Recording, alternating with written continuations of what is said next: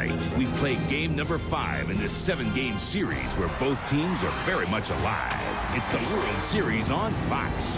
Last night, baseball was like it ought to be. Torrey and Cox matched each other move by move in a classic game of chess. It looked like the Yankee skipper lost with his Kenny Rogers gamble, but it was Bobby who rolled snake eyes, and to everyone's surprise, unlikely hero Leyritz struck lightning as the Road Warriors set Atlanta on fire. Tonight, Pettit plays for redemption, but in his way stands smoking smokes. Now it's New York and Atlanta all even in Game 5 of the World Series on Fox. In 1965, Atlanta Fulton County Stadium opened its doors. In 1966, Braves' Joe Torre christened this yard with its first home run. The launching pad's most famous moment came in April of '74. Here's the pitch by Downing. Swinging. There's a dive into left center field. That ball is going to be out of here. It's gone. It's 7:15. There's a new home run champion of all time. And it's Henry Aaron. But this yard's latest, greatest moment came last October. David Justice gave the city of Atlanta its first sports championship with that home run as the Braves beat the Cleveland Indians. From the old to the new, Olympic Stadium up above will greet the Braves next year. Tonight for the final time, the Atlanta Braves will play here at the Chop Shop, and what a ball game they will have as the New York Yankees invade this hostile house to take on the Atlanta Braves in critical Game 5 of the 1996 World Series. Hello again, everybody. Along with Dave Winfield and Steve Lyons, I'm Chip Carey. Welcome to Fox Sports coverage of the 1996 World Series. What a ball game last night. New York won it 8-6 in 10 innings. Simply put, it was the greatest postseason comeback in Yankees history. What a game for the Bronx Bombers. Bobby Cox said in the papers today, hey, we blew this ball game. To put it simply, what in the world happened, David? In my opinion, it's been the little things, the execution or lack thereof. In a nutshell, I think the Yankees have basically out-hustled and outplayed and basically beaten the Braves the last couple of games. I mean, it's the little things. When I say that, recall the ball that dropped between 3 Braves down the right field line, the misplayed ball by Jermaine Dye in right field, the bobble balls at shortstop by Belliard and by Blauser. All these things really opened the door for the Yankees to walk through, and that's exactly what they did. Well, those are some great keys to the way the game was won. But I had some questions about last night's ball game, as a lot of us did. Number one, you bring Wohlers in to throw 2 innings instead of his customary 1. Now, Wohlers has only gone 2 innings 1 time all year, and what happened that time? Gave up 3 hits, 2 runs, and blew the save. The other thing is intentionally walking Bernie Williams to load the bases. Now, I feel it's very difficult for a guy to intentionally walk a guy, then come back and throw strikes to the next hitter. And there's no place to put Boggs. Here he is, taking as he usually does. Avery gets him to go 1 and 2. Then a nasty slider, another nasty slider. Anybody else in baseball swings at one of those pitches. Wade Boggs spits on it. He ends up walking, and they get the run out of that. Wade Boggs is the best 2-strike hitter I've ever seen play baseball, and if he's got the best eye in baseball, too. So he's going to go up there and get you either a hit or a walk. Well, it's obvious Bobby Cox liked the lefty-lefty matchup. Boggs hits left-handers 60 points worse than right-handers. It's a move that even Joe Torre and Don Zimmer agree with, a move that Bobby Cox has used before. 3 times he got 3 double plays out of it. It didn't work last night. Simply put, the story of this series has been the difference in the bullpens. The Yankees' pen has been awesome. Atlanta's bullpen has struggled. 0-2, a .318 earned run average. Case in point last night. Mark Wohlers up and warming in the 7th inning. Mike Pilecki gave the Braves 2 great innings of work. He was out of gas. Brad Klotz, a young, inexperienced reliever, warming. Mark Wohlers got the call, came in, and you all know what happened in the 9th inning of that ball game. Bobby Cox second-guessed on the move, but still feels confident about it even today. There's absolutely no reason not to use him in the 8th inning last night. I mean, you're only looking for 6 outs and complete rest. And as a matter of fact, I knew going in we were going to use him in the 8th and 9th, and he would be able to pitch tonight in it. He's strong, and you know, if he racked up a ton of pitches, then he wouldn't probably. But you know, funny things happened to him last night. He was airing it out. He wasn't holding anything back, and it's really ridiculous for anybody to second-guess that move. Now it's obvious Bobby Cox ran out of guys in whose arms he had confidence in. And the question the Braves have to ask themselves now is, what is next for Game 5, Game 6, and 7 up in New York? Well, to me, yesterday was the hump day for the Yankees. If they could get by with their least effective starter, they were going to be in pretty good shape. I mean, Ray Charles could see, and if the Yanks didn't win that game, it was over. So I recall back in 1981, Yankees we had a 2-game lead over the Dodgers. We went to L.A. Momentum shifted. These things can happen. Momentum is fleeting. Can the Yankees continue their rise, or can they continue their surge? I don't know, because I think John Smoltz is going to win it tonight, and I think maybe Atlanta in 7. Hey, you know, this is a team, this Yankee ball club is truly a team that represents the city they play in. A bunch of tough customers that are never going to quit on you. Having said that, I think it's Braves in 6. They repeat as the national champions here. Bottom line is, the Yankee bullpen has been brilliant, but they've been overused, and you can never count on those Yankee starters. 2 words for you: Smoltz, Maddox. It's been a lot of fun. Lights out in New York. Yeah, that's going to happen. The Braves had better get Game 5 here tonight. Andy Pettitte gets the ball. Game 1, he was rocked. 7 runs, only 7 outs. Joe Torre and the Yankees expect more. Well, the Braves know what they expect from John Smoltz. 4-0 this postseason, 9-1 lifetime. He's pitching the most important game of the year for the Braves. It's the Yankees and Atlanta. Game 5 from Atlanta's Fulton County Stadium. We'll continue our setup as we continue here on Fox right after this. Welcome back to Atlanta Fulton County Stadium for Game 5 of the 1996 World Series. Let's join Atlanta Public Address announcer Marshall Mann. Ladies and gentlemen, please rise for the presentation of our national anthem, which tonight will be performed by multi-platinum East-West recording artists in vogue.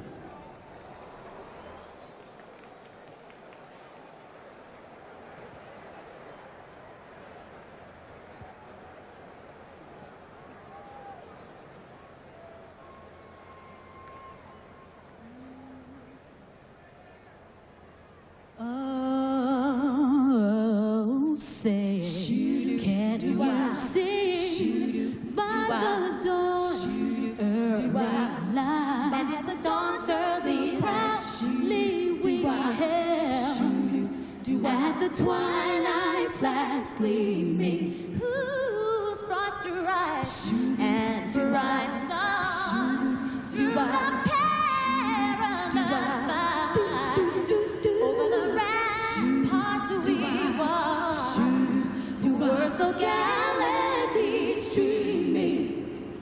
McCarver and Bob Brunley. Hello, guys. Getting ready for Game 5 after a very long game for a fun night here last night at Fulton County Stadium with Bob Brunley and Tim McDonough. 4 hours, 17 minutes, but it was well worth it.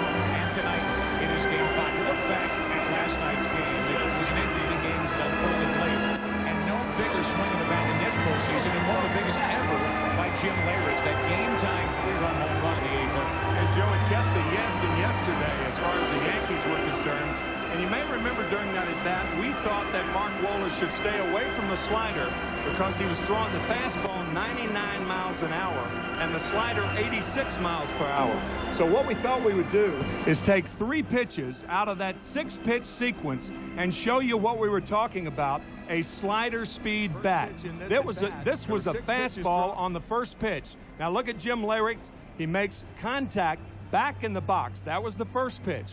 Now on the 5th pitch, he makes contact farther out. That was a slider that he fouled off. And on the 6th pitch, the 3-run homer up in the zone, but look how much farther out in front the bat head is. Bingo for the New York Yankees. So what Mark Wohlers did, in effect, he did something that Jim Leyritz couldn't do. He sped up the bat head. And I think it's interesting, and it's been talked about already on our pregame show, that Mark Wohlers would come in the 8th inning, and maybe that points out kind of the underbelly and the soft spot in the underbelly for the Atlanta Braves. Bobby Cox going to Mark Wohlers, and the bullpen for the Atlanta Braves the last 2 games has not been good. Well, for the Yankees, this series has been a lot like a heavyweight fight. You know, jab and circle, jab and circle. They're looking for that weakness in a seemingly invincible opponent. The last 2 games, they have found that weakness. The Braves bullpen, the numbers are not pretty. Specifically, the 8 walks. 2 of those came in the 9th inning of Game 3. 3 of them came in the 10th inning last night. On the positive note for the Braves, Bobby Cox sending John Smoltz to the mound. He's been a horse this year. 7 1/3 innings average per start. Bobby Cox might not have to use that bullpen tonight. Really, each bullpen could use a night off in Game 5. We get ready and we ask the question, how will the Braves say goodbye to Fulton County Stadium? We're about to find out in Game 5 after this from your local Fox station. 2 games apiece, and this is Game 5 of the 1996 World Series. About a look at the Yankees starting lineup. Derek Jeter will lead it off at short, then Charlie Hayes batting second at third base. Bernie Williams hitting third and center. Cecil Fielder cleaning up. Then Darryl Strawberry left. Paul O'Neill in right. Mariano Duncan at second. Jim Lehridge, the game-tying 3-run home run in the 8th inning here last night in Game 4. Pitching and batting ninth, the left-hander Andy Pettitte. A look at the Braves defense, highlighting Chipper Jones. 14 errors in 132 games this season, including his work since the curtain came down on the regular season. And on the mound, 4-0 in the postseason in 1996, 9-1 in 17 postseason starts. It's John Smoltz. Tremendous concentration level from John Smoltz. He seems to rise to the occasion in big games. Throws a fastball, throws a curve, throws a slider, throws a changeup. He's a power pitcher with control. As a matter of fact, at the press conference yesterday, one of the writers asked John Smoltz what he was thinking about yesterday and what he would be thinking about today. And he said, nothing. He said, I've already thought about it, which is a great point. John Smoltz is on the mound. He could end up with 30 wins this season if he can win here tonight. He won 24 games during the regular season. He could win his 5th in the postseason. He won the All-Star game in the start he made in Philadelphia. You see the second bullet point, great moving high fastball. He'll get a lot of strikeouts on high fastballs. He'll get a lot of fly balls with the high fastball. Unlike Maddox, unlike Glavine, who throw a lot of ground balls, Smoltz is more of a fly ball strikeout pitcher. Well, the Atlanta Braves asked John Smoltz to stop the bleeding. Losing Game 3 here in Atlanta, 5-2, as David Cone pitched so well and beat Tom Glavine. Last night, Game 4, blowing a 6-0 lead, losing 8-6 in 10 innings. This crowd is ready for the Braves to make their final appearance at Fulton County Stadium before heading across the street next season. And we're glad you're with us for Game 5. Derek Jeter leads it off. He did not go around, says the first base umpire. Man, and instead of strike one, it's ball one. I mean, it's not even close. Not even close. Not even close. Maybe tough to see with all the flash bulbs popping around the ballpark on the first 2 pitches. 2-0. 21 postseason hits for Derek, the rookie record which surpasses what Chipper Jones did last season. Right through it, 2-1.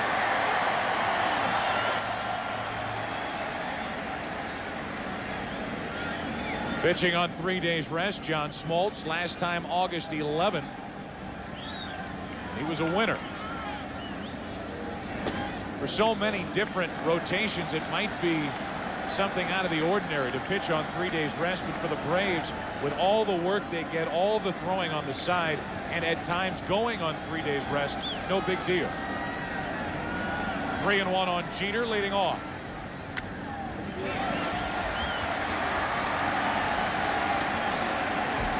Charlie Hayes waiting on deck, then Bernie Williams. Behind home plate, it's Larry Young with Jerry Davis, Jim Evans, Terry Tata on the bases, Tim Welke down the left field line, and Steve Ripley down the right field foul line. 3-2 to Jeter. 1 away.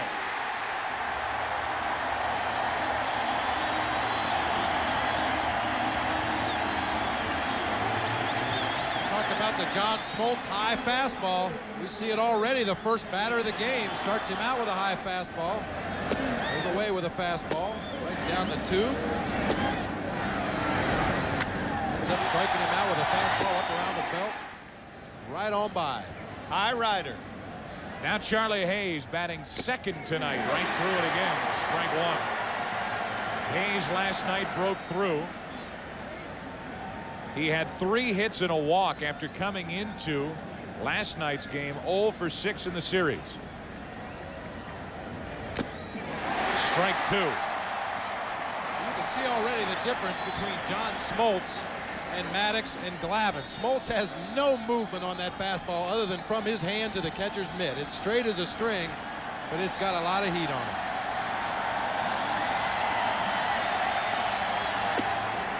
Just missed 1 and 2.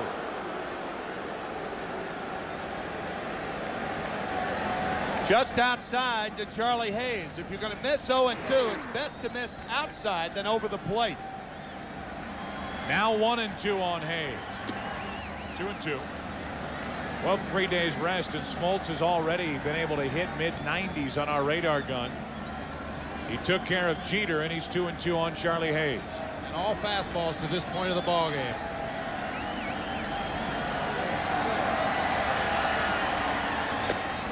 Two out.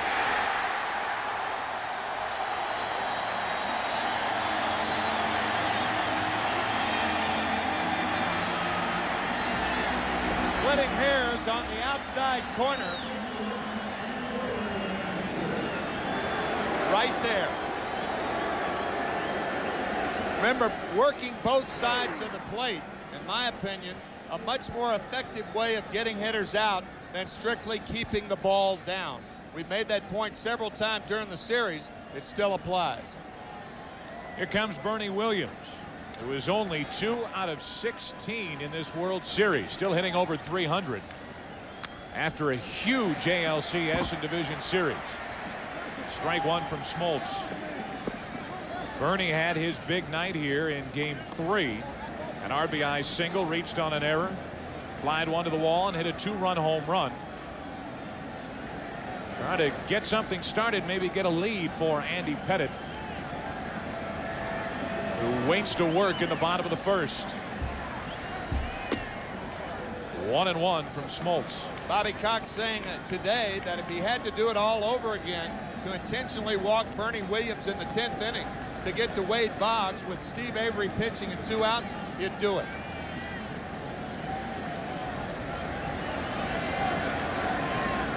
Back-to-back strikeouts to start for Smoltz. Just high, and it's 2-1. Even the pitches that are missing from Smoltz are barely missing. Seems at the start to be able to put the ball where he wants. They're not really trying to trick anybody up to this point. You know, as a catcher, if you see a pitcher on the mound throwing this kind of fastball, why waste it with a breaking pitch?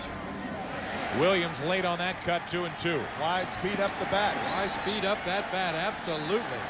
Sometimes you can sense it as a catcher. The guy's just got tremendous stuff. Let's just go with the #1 until you feel he's starting to lose a little bit. Smoltz trying to strike out the side here in the first inning.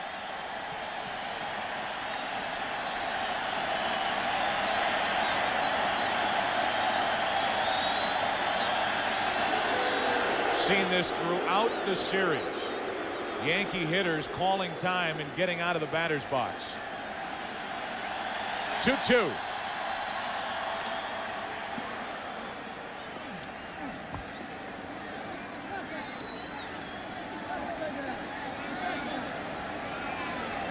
Bernie Williams trying to extend the first half inning for Cecil Fielder. Tino Martinez not in the lineup tonight for the Yankees, despite the right-hander on the mound for Atlanta.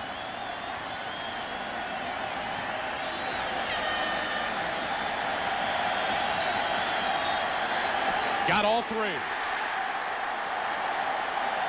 And on the first breaking ball of the first inning, Smoltz rings up all 3. A half inning, Game 5, no score. What a start for the Braves and John Smoltz. He struck out the side in the first inning. And a look at the Atlanta starting lineup. Marquise Grissom will lead off. Then Mark Lemke batting second. Chipper Jones hitting third at third. Then it's Fred McGriff. What a series he is having, hitting .429. Javi Lopez catching with Andrew Jones in left. Jermaine Dye in right. Jeff Blauser at short. John Smoltz pitching and batting ninth. The Yankee defense, Fielder at first instead of Martinez and Lerich behind the plate. Started 31 of Pettit's 39 starts this season. He has become Andy Pettit's catcher, the left-hander, a 21-game winner during the regular season, his second World Series start. Andy Pettitte will give up base hits, and he will walk guys. He'll find himself pitching out of jams a lot, but he's been able to do it throughout the season, although he wasn't able to do it in Game 1. The winningest pitcher in the American League facing the winningest pitcher in the National League. A rematch of Game 1 of this series back at Yankee Stadium when Pettitte did not fare well at all. 2 1/3 innings, 7 runs on 6 hits. Grissom looked at ball 1.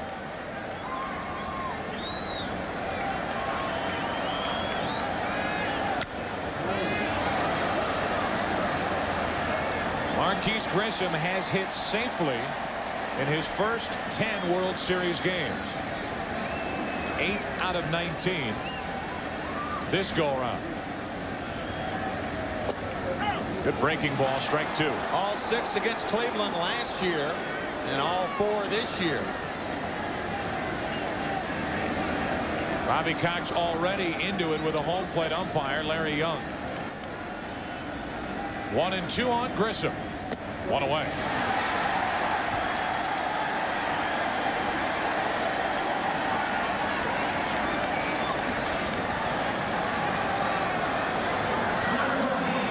Good downward movement on that curveball. You saw that, as a matter of fact, on the strikeout to Marquise Grissom. Used his cutter to right-handers, especially in on the hands, and that is the key. Not to throw that cutter out over the plate, but to keep it inside the right-handers. You see that pitch he just made? That's the one pitch that Joe Torre does not want Andy Pettitte throwing. That cutter that he throws outside and comes over the middle of the plate. Down the right field line, that'll get out of play. 1 ball, 1 strike. You may remember that was the pitch that Andrew Jones hit out for the first scoring of the series, the 2-run homer at Yankee Stadium. Joe Torre saying, look, I was a right-handed hitter. He didn't say it, but he was a good one, too. And when that ball comes in the middle of the plate, just sails in there, that ball is hittable, so stay away from it. 1-1 to Lemke. That's foul. Strike 2. It's funny because I talked to Jim Leyritz during the division series about Andy Pettitte, and he said if Pettitte has his good cutter and is able to spot it, he likes to use that pitch. The one that starts off the outside corner and tries to backdoor right-handed hitters. But I agree, that's a very, very dangerous pitch. Very little margin for error. Lemke a good rip on a pitch that was up, and the count stays 1-2. You might also recall in Game 1, Pettitte pitched almost exclusively inside in his short stint. Very few pitches on the outside part of the plate, and the Braves hitters made adjustments very quickly. 2 out, and a big hook from Andy Pettitte, and back-to-back strikeouts for Pettitte here in the first inning. Well, Pettitte has thrown more curveballs in this game than he did in all of Game 1. 2 fastballs there, a big hook that Lemke pulls foul, another hook that stays up. Good one down low in the zone right there. Boy, that was a yacker similar to the one he struck Grissom out on. We've seen 5 hitters who've had 5 strikeouts. Now Chipper Jones flies to right. And a quick and easy first inning for each starter here in Game 5. After 1 in Atlanta, Yankees and Braves, no score. But John Smoltz looked absolutely unhittable in the first inning. Wow. The president of the Dennis Rodman fan club right there. Yeah. Talk about taking it to an extreme. John Smoltz did with 3 strikeouts in the first inning. He went right through the Yankees, and now Cecil Fielder looks at a ball low from Smoltz. It'll be Fielder, Strawberry, and O'Neill.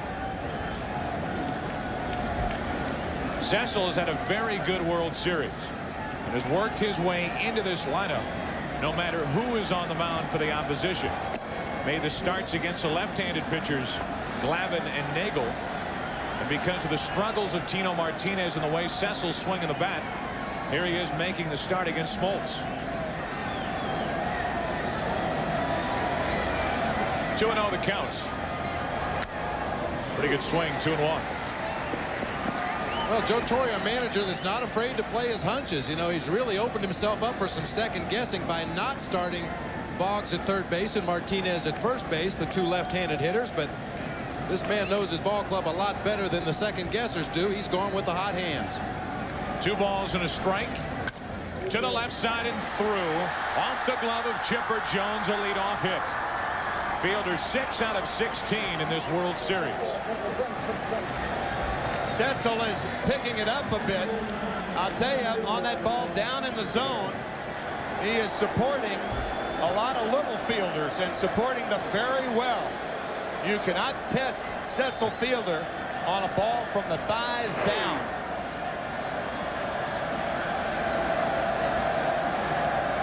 So Fielder aboard to start the inning in the infield with that drastic shift to the right side for Strawberry.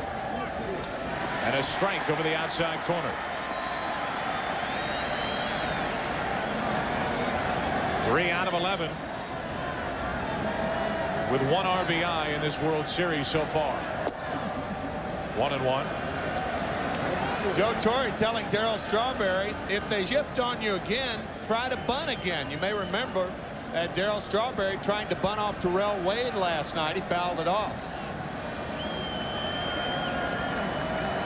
Leadoff man is on. Out in front, strike 2. Well, you can forget the bunt now. Yeah. Good splitter from Smoltz. The thing about Strawberry already in this series, he has not been afraid to go the other way. Inside corner, 1 away.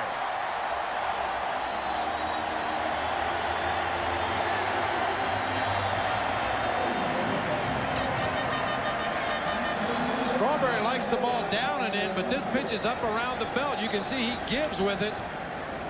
Smoltz gets the inside corner for the called strike 3. Maybe gets a little more than the inside corner.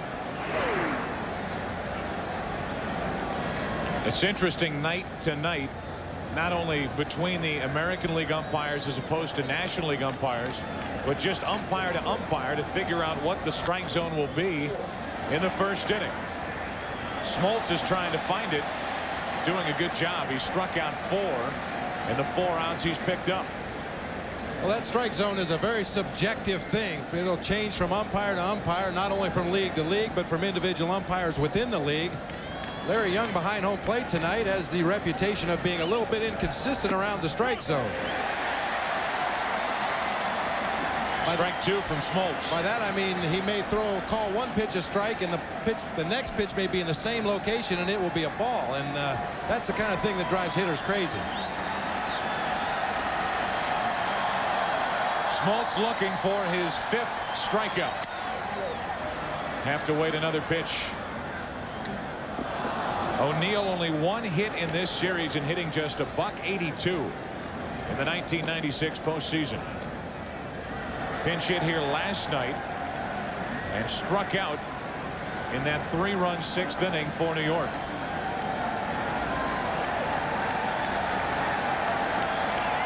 Splitter. To the right side. Lemke lays back. They get the lead runner, and that's it. So the force out 4-6 off the bat of O'Neill. 1 on, 2 out with Duncan coming up. You could see John Smoltz shaking off the high fastball from Javier Lopez. And then he went with a splitter. And O'Neill hammers it in the ground. Not hit hard enough to get 2.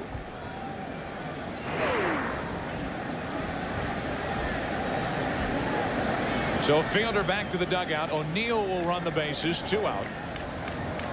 Remember, O'Neill has that bad hamstring, bad left hamstring. Here's Mariano Duncan. He looks at a ball from Smoltz.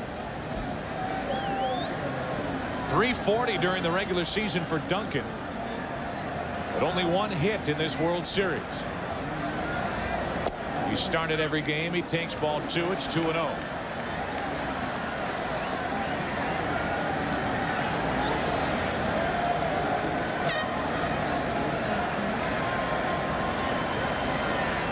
Dwight Gooden in a familiar position during the postseason on that dugout bench, just watching.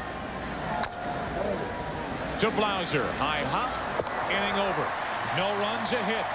One man left. An inning and a half complete in Atlanta. Game 5, no score. Atlanta Braves next year will be moving from there to their new facility named Ted Turner Stadium. That'll be next year. A lot of people think it should be Henry Aaron Stadium. It'll be on Henry Aaron Way. A street named out in front of the ballpark.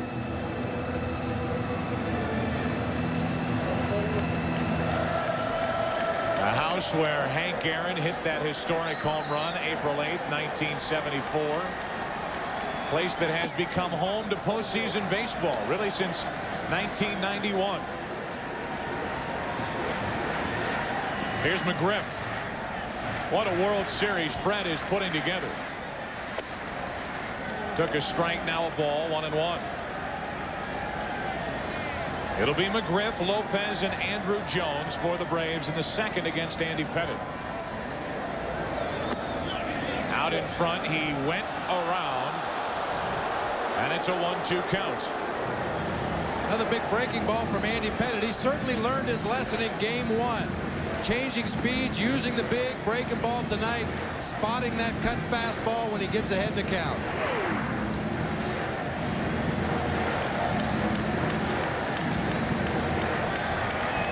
Pettitte looking for his third strikeout of the night.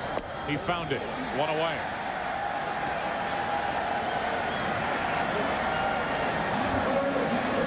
So 4 outs picked up by Pettitte, 3 on the strikeout. It's pretty clear that the Braves are facing a different Andy Pettitte tonight.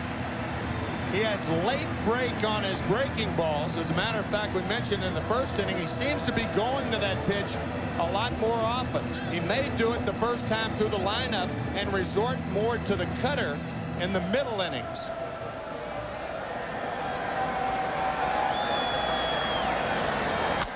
Javi Lopez grounds to second on the first pitch. 2 up, 2 down for Atlanta here in the second. So Javi Lopez struggling a bit now, 3 out of 15 after hitting .542 in the NLCS. Well, as is the case with a lot of good pitchers, you have to get Andy Pettitte early. In innings 1 through 3 this season, his ERA was .574. 4, 5, and 6, the ERA dropped down to .299, and in the 7th, 8th, and 9th inning, his ERA was .208. You're going to get him early. Here's a guy who got him early. Andrew Jones back in game 1. The 2-home run night for Andrew Jones. He hit his first off Pettitte. Now the first base umpire rings up Andrew Jones, and this crowd already upset with the umpiring in game 5. That was because the first pitch of the ball game, Derek Jeter went around clearly, and now Andrew Jones goes around. Good call. Bobby Cox not arguing that call. He went again in the count 0-2. This is something we have not seen from Andrew Jones throughout this series. We talked about it in game 2 and 3, how he seems to get good cuts every at bat. We hadn't seen him check his swing, but already in this first at bat, 2 check swings. It could be an indication of how deceptive Andy Pettitte's breaking ball is. 2 out, nobody on, and that wasn't very deceptive. 1-2. Well, that's exactly where he wanted to throw that. Maybe not exactly where he wanted to throw it, but you could see Leyritz, after he gave the sign, put the palm of his glove down towards the ground. Keep it down. Keep it down. You can see his glove almost on the ground there. Hope to get Jones to chase a bad pitch. Again, 2-2. Jim Leyritz needed a shovel to field those last 2 balls. There'll be plenty of them around here in not too long. Ball's under the plate. Nice block. 2 out, nobody on here in the second inning for Atlanta, and from 0-2 to 3-2. Jermaine Dye waits on deck. Say this for Bobby Cox. He is not one to tinker with his lineup and not one to react from game to game. Staying with the 2 rookies back-to-back in the lineup. And Andrew Jones draws a 2-out walk. Little shake of the head from Joe Torre as Pettit let Andrew Jones get away after getting out in front 0-2. And now the fun starts at first base. Andrew Jones with 89 stolen bases the last 2 years in the minor leagues. Andy Pettit with the best move in the major leagues, the best pickoff move to first base. 11 pickoffs this year.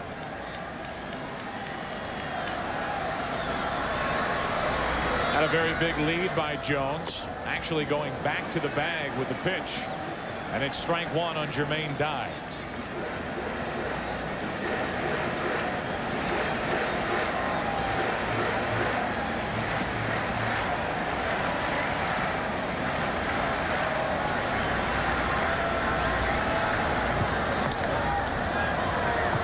You're not really sure if Andrew Jones had a good read there or not, because he was going back on the move before as well. He's looking to home. He's going to throw to first. 1 on 2 out after the walk. Now Jones running.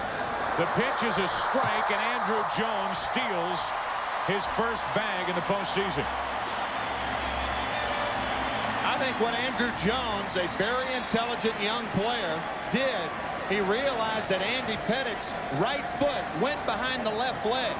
When the right foot goes behind the left leg for a left-handed pitcher, he is committed to go home.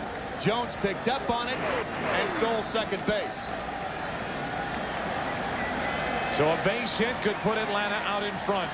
It's an 0-2 count on Jermaine Dye. To the shortstop, Jeter. Second inning over. No score after 2 in Game 5. Back to Fulton County Stadium after this from your local Fox station. Yankee hero will stand in to lead off the third inning. Last night, Game 4, 2 on, 1 out.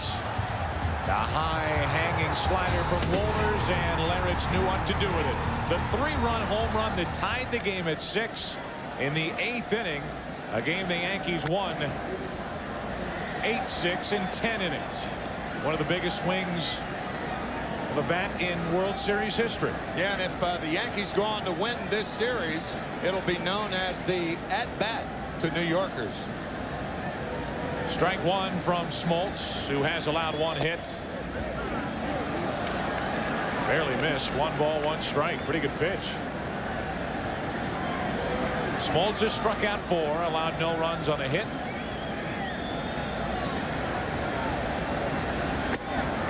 Little high. Every ball that's been put in play so far, a little different for Smoltz. It's been put in play on the ground.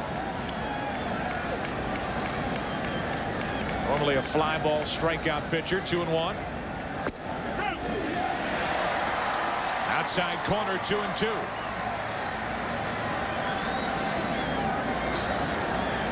Well, after not getting the call on the inside corner, goes on the other side of the plate and does get the call. 2-2. It's out of play. You know, Larich is really an opposite field hitter. He pulled the ball the home run last night, but it was because it was an off-speed pitch up in the strike zone. His power and most of his base hits are to right field.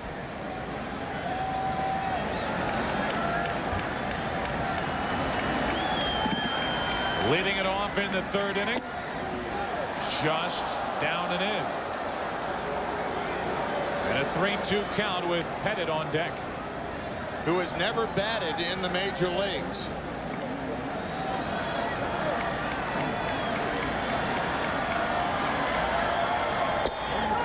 One away.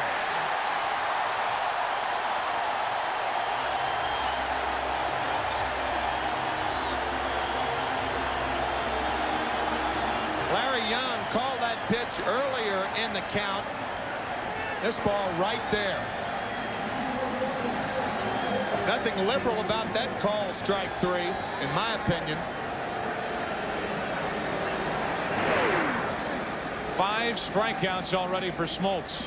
A lot of times a catcher will catch that ball actually about 3 inches off the plate, but it hit the front corner.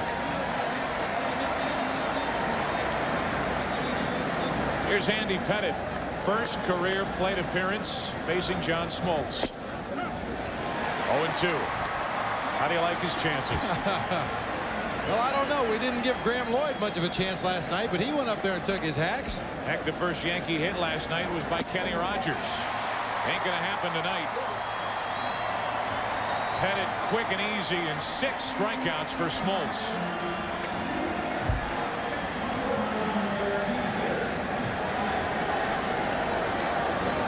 Tomorrow morning, start your day at 9 a.m. with Fox After Breakfast. Join host Tom Bergeron and Laurie Hibbert. Special guest James Brown, Whoopi Goldberg, and the cast of The Associate live right here on Fox tomorrow morning.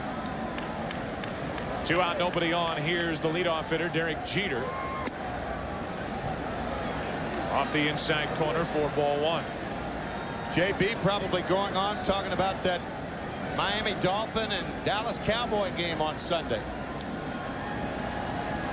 If it's that, JB, I'm kind of thinking it may be the other. Oh, the Godfather of Soul? Well, either one of them could talk about the game on Sunday. Might have a different take on it. But only one of them's got a brand new bag. 1 ball, 1 strike on Derek Jeter. It's the singer James Brown. That's a line drive. Snow cone. I feel good. Chipper Jones makes the catch.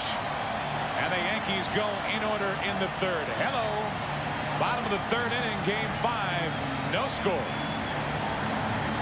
Have all his teeth after that line drive off the bat of Derek Jeter. Well, Jeter has been inside outing a lot of pitches in this series, trying to hit the ball to the opposite field, but this time gets a fastball down and in and turns it around. A wake-up call for Chipper Jones. Now Blauser hits one into deep right. Not deep enough, 1 away. And Blauser is 2 out of 13 in the World Series.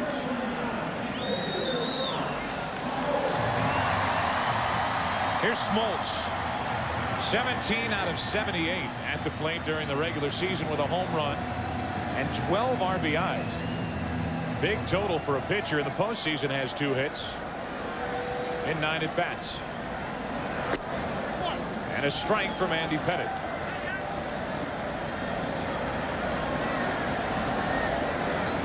Much better for Pettit tonight. A 2-out walk, a stolen base allowed last inning. So far, no runs, no hits, and 3 strikeouts.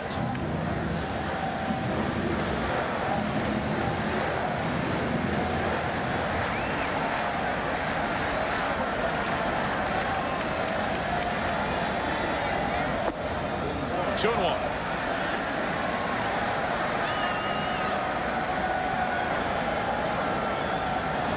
Grissom will be next. Chasing a pitch on 2 and 1. 2 balls, 2 strikes. That was a showcase swing right there by John Smoltz. He's a very good athlete, a good eye at the plate. He runs very well. Got the count in his favor and tried to let one go. Now a good swing with 2 strikes to stay alive. It's still 2 and 2.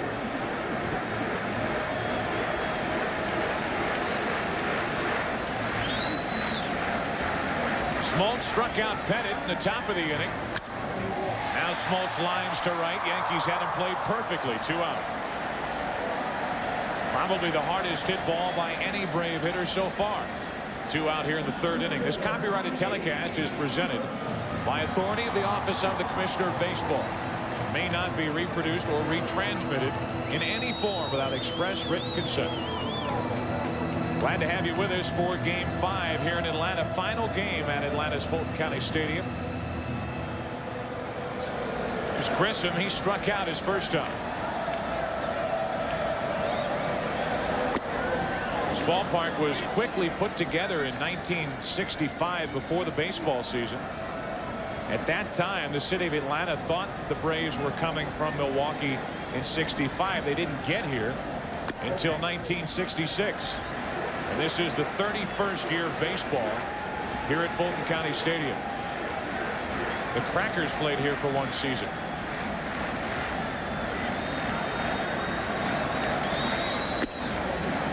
Three and 0.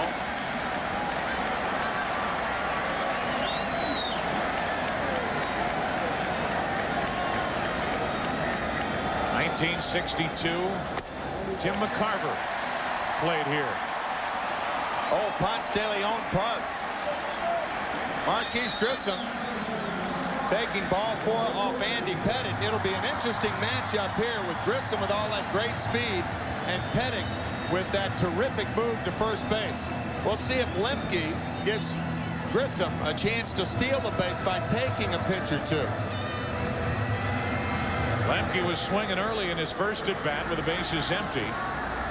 Mark Lemke has a 13-game hitting streak during the postseason alive. Trying to make it 14. A check on Grissom as Pettit just reminds Marquise that he has a good pickoff move and be careful. Well, the 4-ball walk to Grissom, really the first sign of Pettit showing any loss of control in this game. Missed with 2 breaking balls up high, 2 fastballs up high. Grissom on first base. 1 on, 2 out here in the 3rd inning. And a good fastball from Pettit for strike 1 to Lemke. A lot of times a fast base runner against a pitcher with a real good move like Andy Pettit, you will just guess. You'll go on the first move, particularly if the first baseman is a right-hander who has to wheel around to make that throw to second base.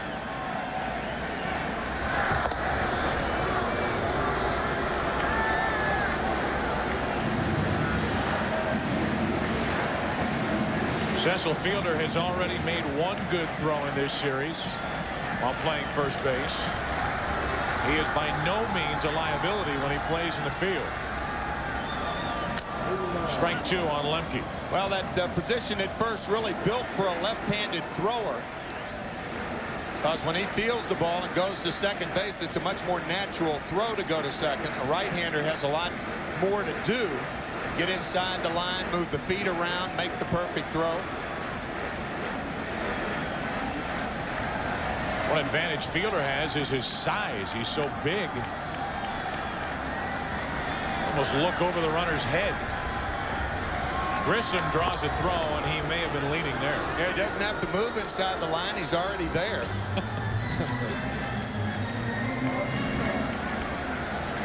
Nothing in 2, the count on Lemke after the walk on 4 straight to Grissom.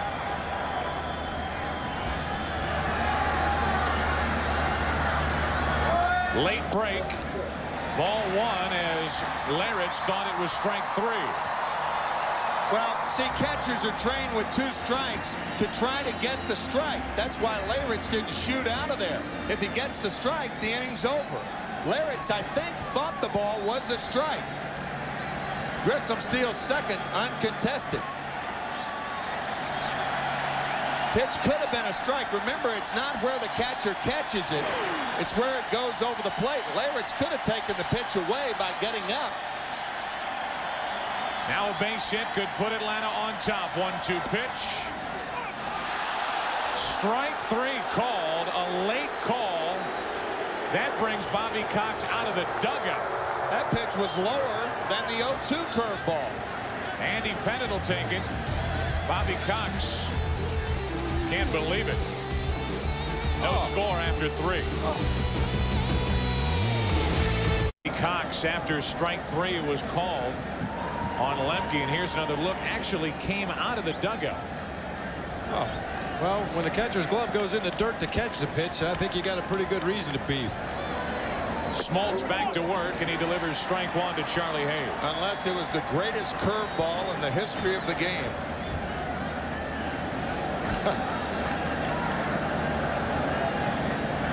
Hayes hitting .250 in the World Series. That's well hit into right center field. Grissom back to get it. Drops it. Hayes will end up at second base as the ball falls in right center. I think Jermaine Dye shielded Marquise Grissom, and I don't think Grissom had a full view of the ball. Watch how Dye cuts in front of Grissom, and he's tall. Jermaine Dye is 6'4". I don't think Grissom had a legitimate shot at that ball. I think he lost it because of Dye. Says I got it, and now he looks at Dye and lost it. It's amazing that Marquise Grissom committed only 1 error during the regular season. He has committed 3 in the postseason in 1996. It's an error on Grissom. Pickoff play back at second, and Hayes back without a throw. You know, you think back on last night's game, the ball that rolled up the arm of Rafael Belliard that should have been or could have been a double play, where the Braves got only one out. That immediately preceded the home run hit by Leyritz. So instead of a 2-run home run, it was a game-tying 3-run home run. Little things adding up, and defense a big part of the Atlanta Braves' problems. They have now committed 11 errors in the postseason, as opposed to the Yankees 6.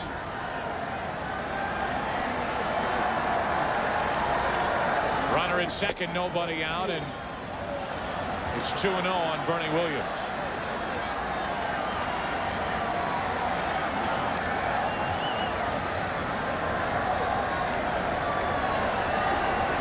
Charlie Hayes at second, reaching on the error. Well hit, but it should have been caught in right center. And now Bernie Williams a chance to put the Yankees out in front here in the fourth. 3-0. We talked about it the other night. There's Jermaine Dye, the right fielder. This was last night. First base, or should say right field umpire Tim Welke getting in the way of Jermaine Dye. That opened up things for 3 runs in the 6th inning. What's Welke doing on that ball? Just another little thing that led to trouble for Atlanta. Ground ball to the right side on 3-0. Williams advances the runner. Hayes to third with 1 out. And Williams 0 for 2. Nice job by Bernie Williams to advance Charlie Hayes to third base with a solid ground ball to the right side. You hope it gets through for a base hit to score the run, but at worst, you advance that runner 90 feet closer to home plate. So Williams gets Hayes to third, and now a brief meeting on the mound with Cecil Fielder at the plate. The Braves bring the infield in. Runner at third, 1 out, no score, 4th inning. This has got to be a patient at bat for Cecil Fielder. Remember, he is vulnerable to the high fastball. He struck out 117 times this year. Ball 1 from Smoltz. I think it'd be fair to say neither pitcher right now knows exactly where that strike zone is. Talked about it last inning. I'm sure after Smoltz witnessed strike 3 called on Lemke in the bottom of the 3rd. He's still searching for it. Fielder down the left field line. It's fair. Up against the wall. In to score is Hayes. Down to second is Fielder. He's in with a double. And the Yankees take a 1-0 4th inning lead.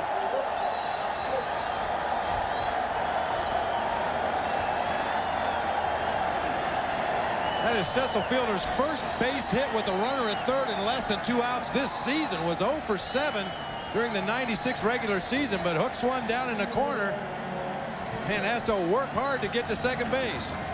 Boy, that ball was crushed. That ball was down just a little as Fielder hit it. And with 1 out and Cecil at second, the batter Darryl Strawberry. So an error leads directly to a run. And now Strawberry looks at a pitch up and away. Cecil might not have been running fast, but he was running hard. He was giving it everything he had. And there is a difference. Fielder making it down to second base after a very poor throw from Andrew Jones in left field. Strawberry struck out his first time. 1 ball, 1 strike from Smoltz. You can see that after the first inning, when John Smoltz threw all fastballs, he's now mixing it up using all of his pitches. His fastball is also not as explosive as it was in the first inning. Into center field, broken bat fly ball to Grissom, 2 out.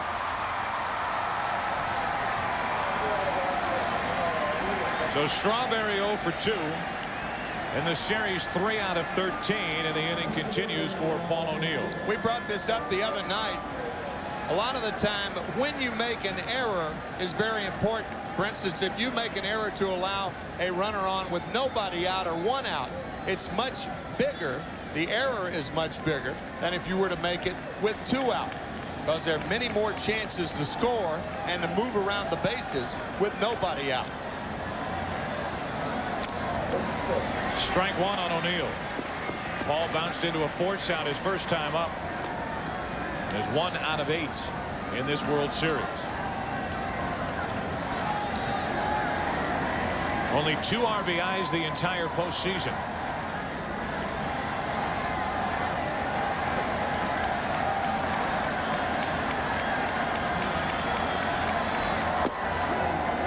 While O'Neill has struggled driving in runs, Tino Martinez hasn't driven in a run. Neither is Tim Raines. Cecil Fielder has now driven in 14 runs during the postseason. And he's put the Yankees out in front here in the 4th inning. He's at second, 2 out. And Smoltz falls behind O'Neill, 2-1. With runners in scoring position during the regular season, O'Neill drove in 68 of his 91 runs.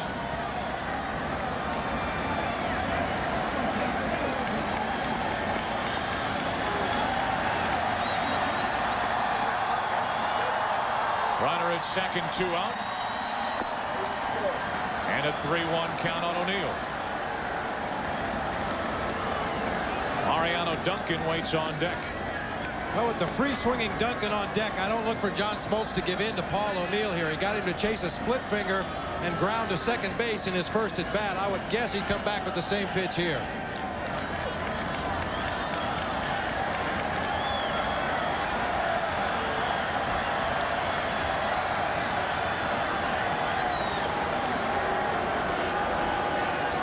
Smoltz and Javier Lopez having a tough time getting together on what to throw O'Neill with a count of 3-1.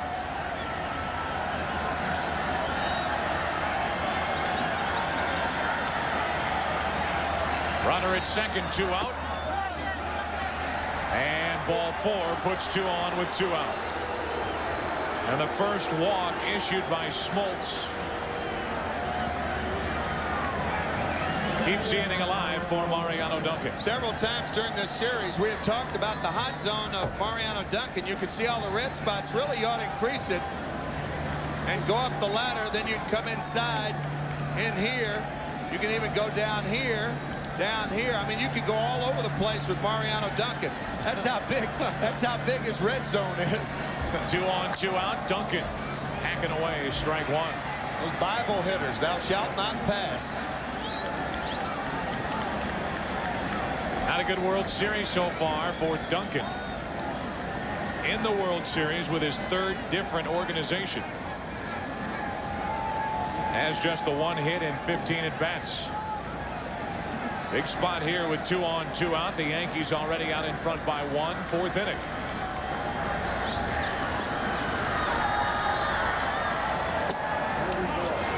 One ball, 1 strike. In our Fox box, top left-hand corner of your screen, the runners at first and second. The red dots, there they are. Fielder the lead runner with O'Neill the trailer. Yankees up by 1, 2 out in the inning.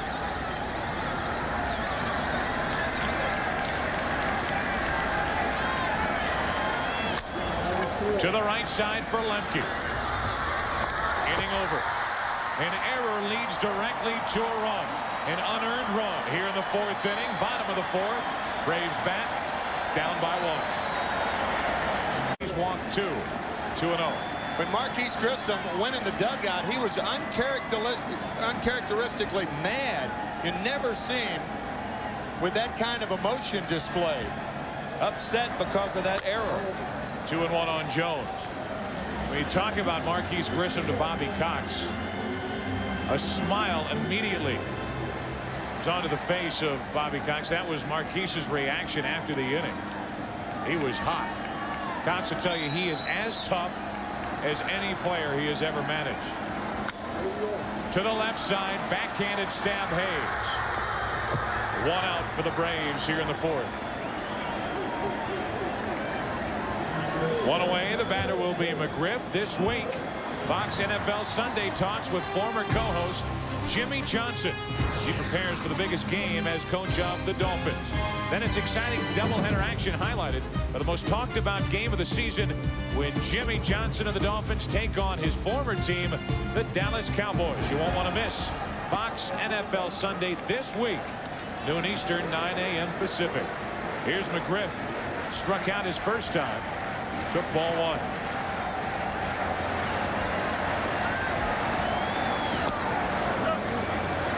Two and 0.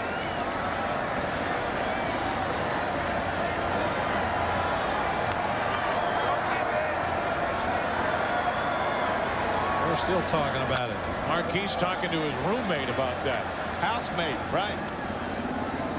Jermaine Dye has been living with Marquise Grissom and his wife really for the second half of the regular season and on. Now David Justice talking to Jermaine Dye. 3-1 from Pettit on McGriff. Well, the standard rule of thumb in baseball is that the center fielder is the captain of the outfield, and Grissom is a great center fielder. He covers a lot of ground. A one-out walk to McGriff, the third walk issued by Pettit. Bob, I think a lot of that, too, is the hang time on the ball. You know the speed of your partner, the guy to your right, and you know the hang time of a ball. You've got to determine whether it's a line drive or a fly ball, and that was a fly ball, and Grissom gets that ball easily if Dye doesn't cut in front of him. A one-out walk to McGriff, and the batter, Javi Lopez. Just 3 out of 15 in this World Series.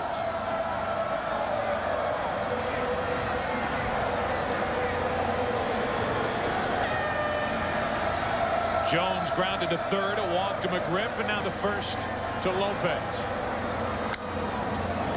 Fly ball down the right field line is foul. Strike one. That's the fastball Joe Torre wants. The rider inside. Did you notice right field umpire Steve Ripley getting out of the way as that ball was hooking down the first base line, as opposed to the roadblock Tim Welke put on Jermaine Dye last night. 50th pitch of the night coming up for Pettit. And it's strike two on Lopez.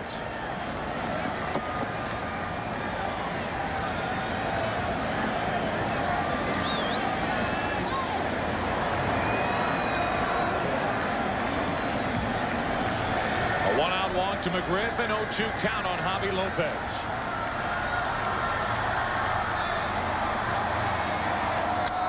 To the right side, might be. Got them both. 4-6-3 to end the fourth. Pettit gets around the walk. We go to the fifth. Game 5. 1-0 New York. Here is last night's Chevrolet player of the game. It's Jim Leyritz. Struck out his first time, struck out looking. It'll be Leyritz, Pettit, and Jeter for the Yankees in the fifth. Dye going to get it, dealing with a bullpen, and out of his reach for strike one.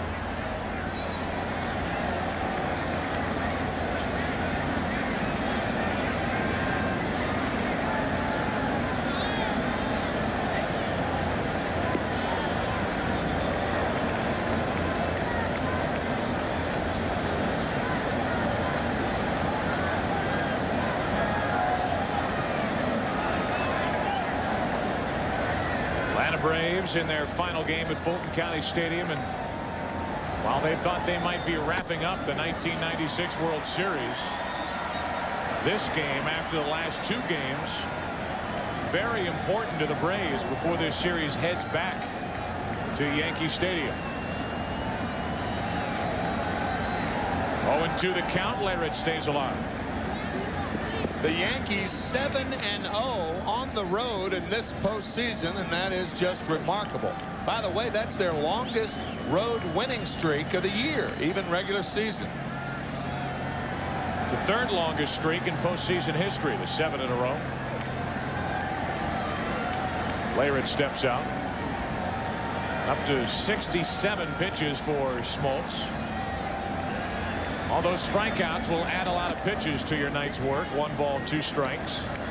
Smoltz led the majors with 276 strikeouts during the regular season. Won 24 games before this year, had never won more than 15. And when he was traded to the Atlanta Braves back in 1987, he was 4-10 at Glens Falls, New York. 1-2 the count. Just outside, 2-2. That looked like the same pitch that Jim Leyritz was called out on his first time up.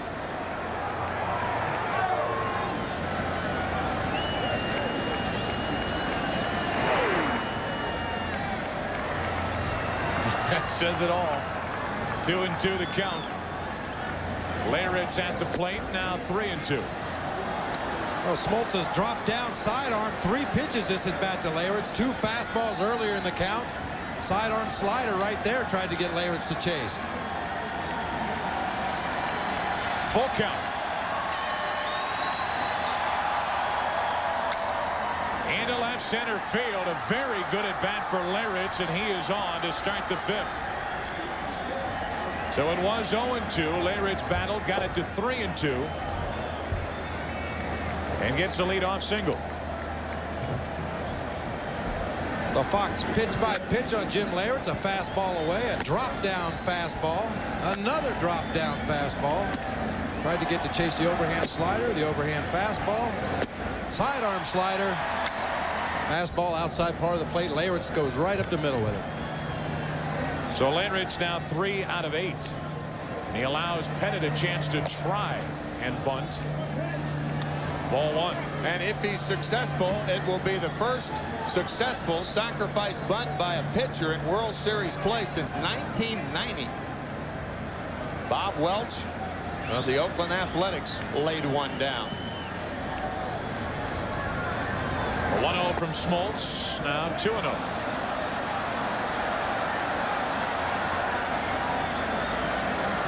Smoltz a little out of rhythm this inning. He's had to shake off Javi Lopez quite a bit. Actually stepped off the rubber twice during the course of Jim Leyritz at bat.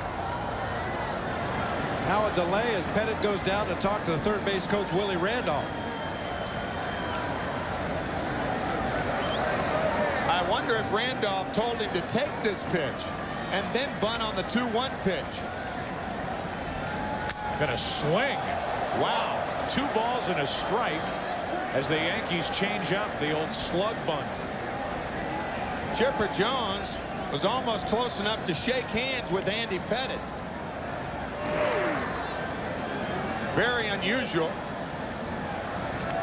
for a pitcher who's never had a big league at bat. Back to the bunt in the air. Chipper Jones, the catch, 1 away.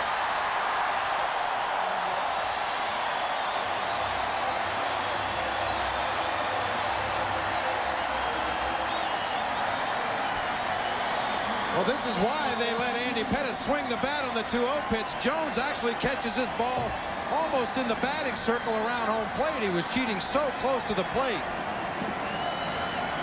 Look where he is when he makes that play. The Yankees could have given Pettit a swing just to keep Jones a little more honest. Yeah, they did on that 2-0 pitch. He didn't bite. Not at all. Yankees went right back to the bunt, and Pettit pops it up. So 1 on 1 out. The runner still at first. And in steps Derek Jeter. 0 for 2, however.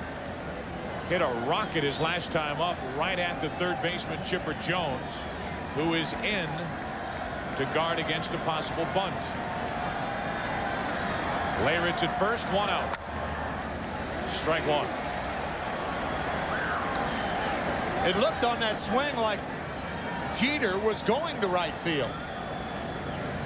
Whenever a hitter has that inside-out swing, Lopez is sitting outside, and Jeter appeared to be going the other way.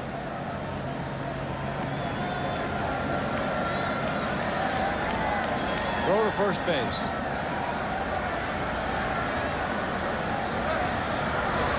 You see a fist, and you see Javi Lopez's thumb come peeking out of that fist. That's a signal to John Smoltz. He wants him to throw a pickoff throw to first base.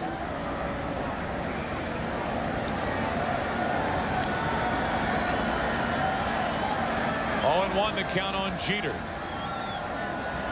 1-0 Yankees here in the 5th. Now Now 1-1 on Derek, who was struck out and lined out. Remember, we talked about that National League style of play that Joe Torre loves to work with Derek Jeter. Speed of the runner, not a problem here. Strike 2.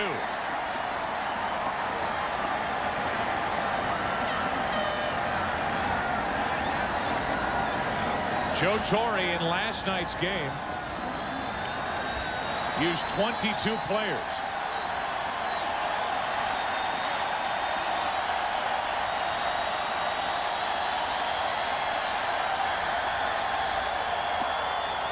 Two and 2. Joe Torre managing back in a National League ballpark, and he used them all, and it worked. Called on his last weapon, Wade Boggs, who drew the bases-loaded walk to put the Yankees out in front for good. That came in the 10th. 2 and 2 on Jeter. Good swing. It'll stay 2 and 2.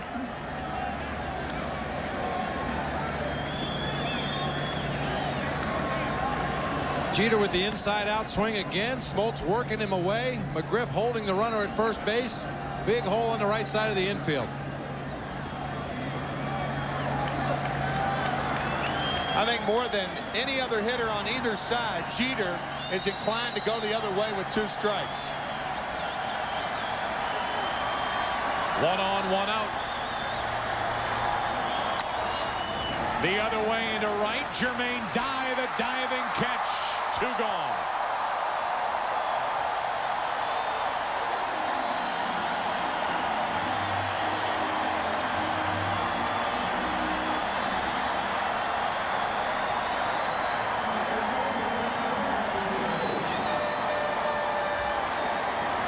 Fine play by Jermaine Dye. Looking at first and electing to hold the ball. Good play. Last night, Dye committed an error on a ball coming in. Ball that hopped in front of him, then skipped past him off the bat of Cecil Fielder. It went for an RBI single and an error. That helped the Yankees in their 3-run 6th inning, which at the time cut the Atlanta lead in half. Now 1 on, 2 out, and a 1-0 count on Charlie Hayes.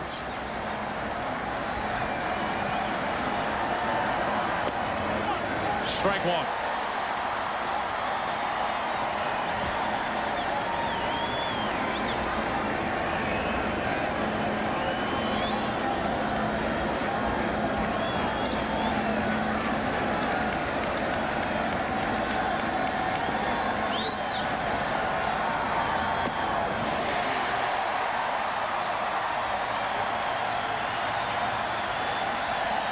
Smoltz got away with one right there. A hanging slider inside part of the plate.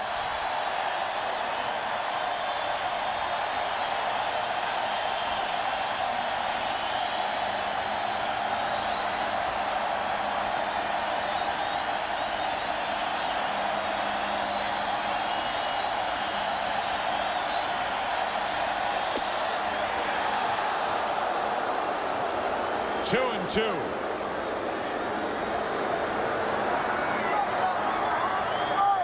Somebody get him a lozenge. He's had a long night over in that dugout. Bobby Cox has been yelling at Larry Young since this game started. 1 on, 2 out. 2 and 2 on Hayes. Full count. And Larridge will take off. There's the incentive to make this top of the 5th inning end right here.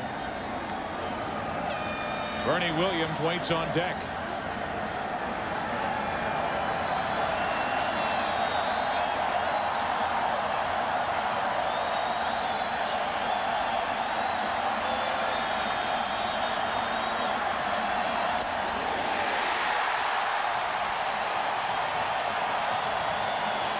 Halfway through it in game 5, 1-0 New York. Again, our thanks to the Goodyear Blimp Stars and Stripes for providing tonight's shots. Goodyear Blimps are in their 4th decade of covering Live sporting events, and they're here at Game 5 of the 1996 World Series. The Yankees lead by 1 halfway through it. Bottom of the 5th inning, bottom of the order coming up. Andrew Jones, Jermaine Dye, and Jeff Blauser.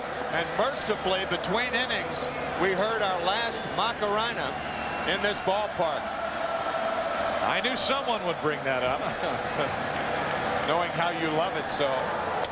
Andrew Jones looks at a strike. Sure that'll make its way across the street. No chance. Jones walked and stole a base his first time up. 1 ball, 1 strike.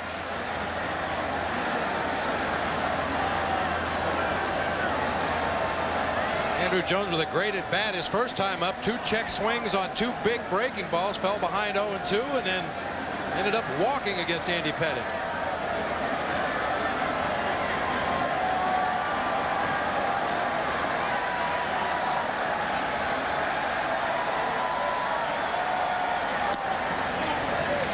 Just low, 2-1. Jermaine Dye on deck, then Blauser. 6, 7, and 8 hitters for the Braves here in the 5th. 3-1 on Andrew Jones. Dangerous pitch here for Andy Pettitte. Tries to come inside with that cutter on Andrew Jones. He's going to be ready to hit it.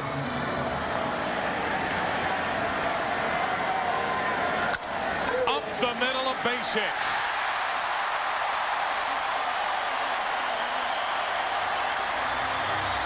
And the first hit of the night for Atlanta.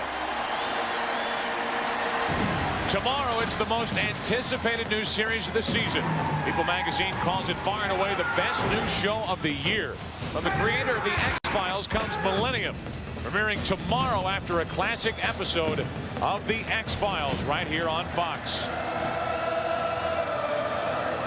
Big Friday night on Fox, a big Thursday night at Fulton County Stadium. Jermaine Dye to the plate after the leadoff hit by Andrew Jones.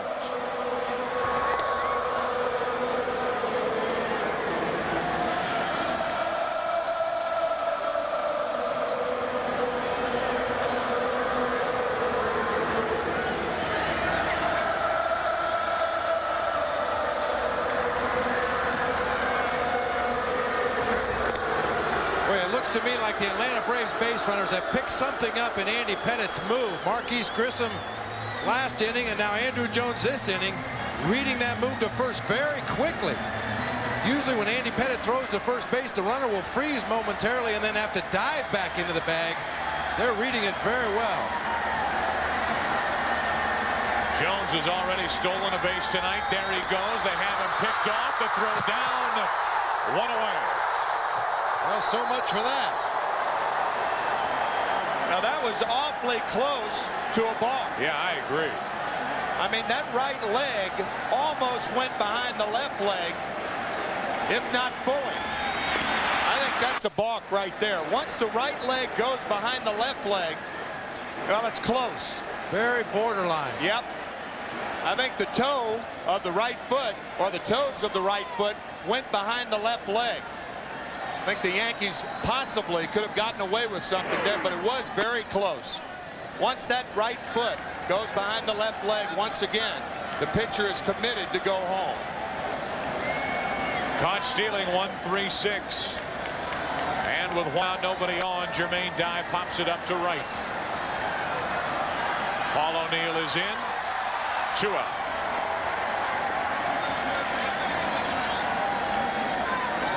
What a weapon for Andy Pettitte. Gives up the leadoff hit. Picked off 11 during the regular season. And he catches Jones leaving too soon here in the 5th.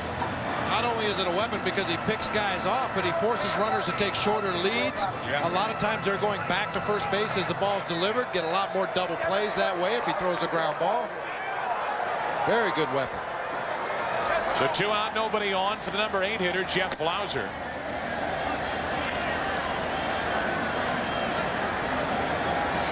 Hitting only 154 in the World Series. Came in hitting only 158 in the entire postseason.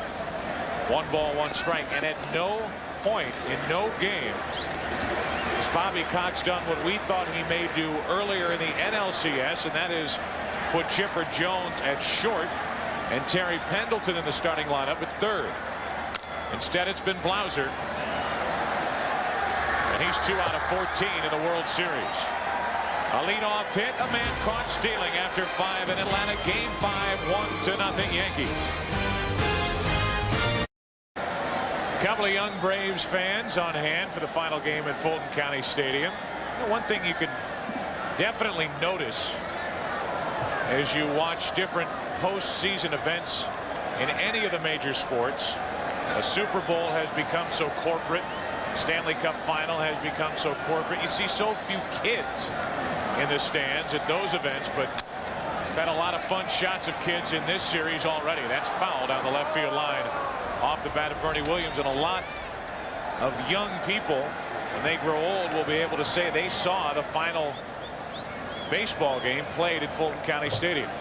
Not only a lot of young kids in the stands, a lot of young kids on the field. Upper deck tickets today were selling for $550 here in Atlanta. Field tickets selling for $800, and no telling how much money were they requested for box seats. $500 to sit up there, huh? $550. $500, you got a deal. 1 ball, 1 strike. About a 9% discount. Well, this series will go back to Yankee Stadium. Tickets were hard to come by in games 1 and 2. Can only imagine for game 6 and, if necessary, 7. 1 ball, 1 strike on Williams. He pops it foul, strike 2. Cecil Fielder waits on deck. He has the only RBI tonight. RBI double with 1 out back in the 4th.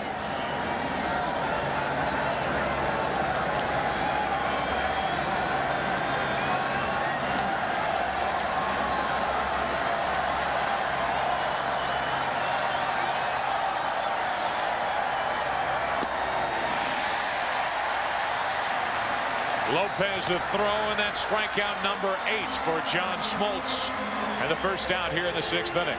Our Aflac trivia question. Friends at Aflac asked this question: who are the players with the most career home runs and most career wins at Atlanta's Fulton County Stadium?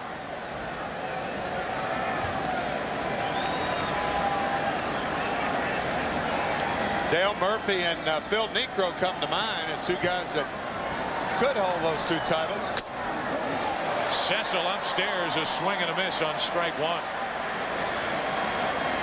You'd have to believe it would be a guy like Murphy who played his entire career in this ballpark with the Atlanta Braves, at least. Right.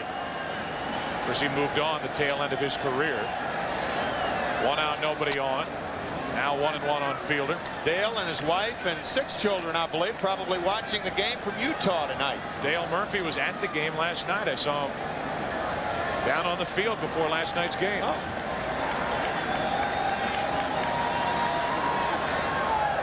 Williams struck out. Now 2-1 on Fielder. Looks like Smoltz is deliberately trying to throw the high fastballs to Fielder this time around.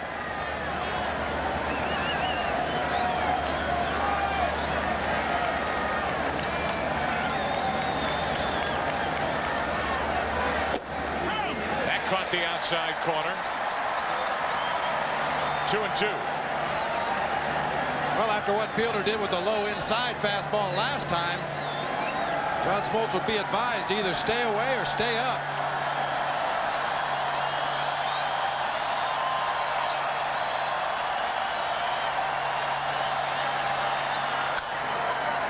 Over the head of Smoltz for a 1-out base hit. And Fielder is 3 for 3.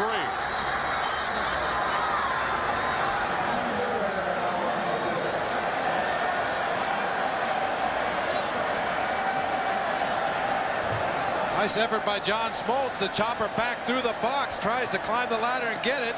The 2 middle infielders looked like they were more concerned about avoiding each other than making a play. Even with Fielder's speed, I don't think they would have had him on that ball. Now Strawberry, 1 on, 1 out. Strike one from Smoltz. Joe Torre could have gone the easy route and put Tino Martinez in the starting lineup tonight. He sticks with Fielder, who has 3 of the 4 Yankee hits. 1 on, 1 out, and 1 and 1 on Strawberry. I think both managers unconventional in that way. They do not subscribe to what the masses think. They don't care. They feel, both managers, Joe Torre and Bobby Cox, feel that they have the best reign on their club. Smoltz falls behind Strawberry, 2 and 1.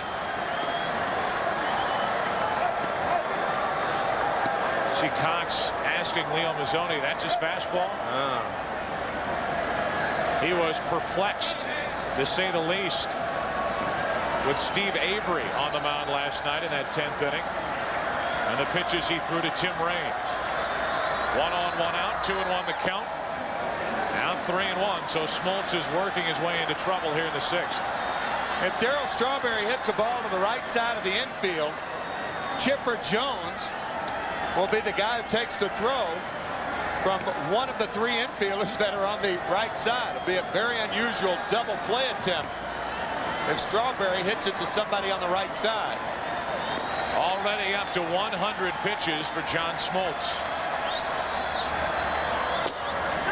Strawberry couldn't hold up, full count.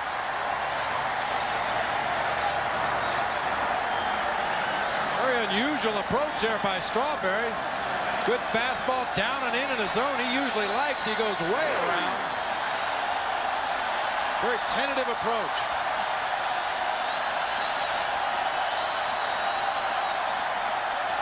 Fielder running on ball 4. So Joe Torre started Cecil Fielder. And Strawberry took ball 4 down and in. It's 2 on, 1 out for the Yankees here in the 6th. As Smoltz issues his 2nd walk of the night. Joe Torre talking to us about Darryl Strawberry before the game, saying that if he doesn't get a hit, he more than any of the other Yankee hitters are more apt to walk. And the reason is that pitchers are pitching to the reputation of Darryl Strawberry and instead of who Darryl Strawberry is today. Clearly not the hitter he was during the 80s. Now 2 on with 1 out for Paul O'Neill. And O'Neill is clearly not the hitter he was during 1996's regular season right now. I think that hamstring's just killing. There's no doubt. It's his left hamstring, his back leg. And it's bothered him to the point where in this World Series he's 1 out of 8. And he's driven home only 2 runs during the entire postseason. 2 on, 1 out. 1 ball, 1 strike. Well, being a left-handed hitter, before he strides into the ball and approaches the pitch, he needs to get his weight back onto that back leg. And if you've got a bad hamstring or a bad quad muscle on your push-off leg, you're going to feel it on every swing. 1 and 1 on O'Neill. 2 on, 1 out. Outside corner, strike 2. You become tentative at the plate, and I think that more than any other word describes O'Neill's approaches at the plate during this series. Crowd wants another John Smoltz strikeout. He struck out 8. 2 and 2. For these Atlanta starters, and the last 2 nights, as the Braves have had to go to their bullpen, the Yankees have scored their runs and won the last 2 games. 2 and 2 on O'Neill. Do it again. O'Neill already over 100 pitches here in the 6th inning.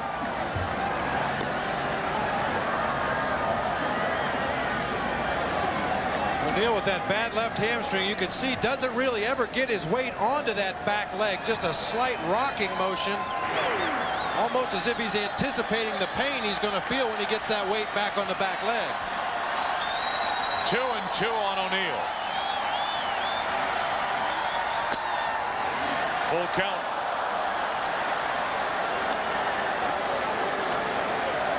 I think Joe Torre's going to send the runners. He just nodded to first base coach Willie Randolph. Yes.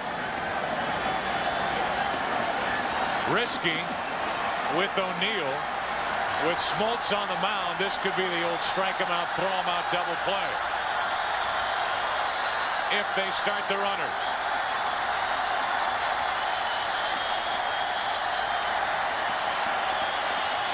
Runners going. Do it again. I think it's a good play because I think O'Neill is probably going to get a fastball, and because he's seen so many pitches from John Smoltz, and because it's the middle innings, he's more apt to put the ball in play on the ground. And if you hit it right at an infielder, it is a double play. But I think sending the runners with a one-run lead's the right play here. O'Neill grounded into 21 double plays during the regular season, and that's when he had a good leg.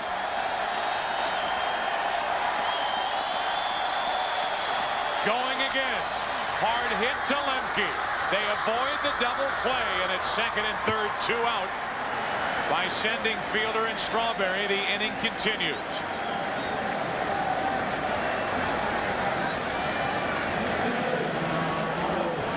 Well, it's a calculated risk a manager has to take. He's got to trust his personnel to do the job up there. Paul O'Neill knew the runners were going to go. He knew it was on his shoulders if that pitch was in the strike zone to hit that ball hard somewhere. And he did. And he did. But right at Lemke for the 4-3 ground out.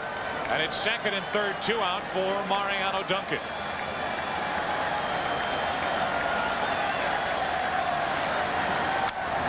Strike one. Well, the Yankees as a team may be much more patient at the plate against the Brave starters, but Mariano Duncan as an individual, particularly with runners in scoring position, is not going to let anything pass. First pitch swinging in each of his 3 at-bats tonight. Second and third, 2 out. 1-1 on Duncan. Looking for his first World Series RBIs here in 1996. And just his second hit.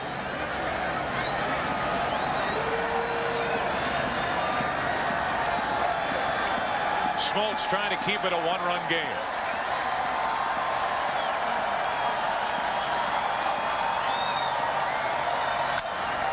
That's out of play for strike 2. 3 straight fastballs to Duncan. John Smoltz led the National League in wild pitches 3 straight years, 92 through 94. Most of them came on the splitter.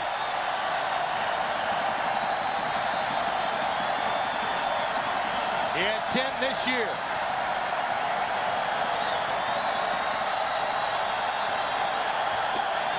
Inning over.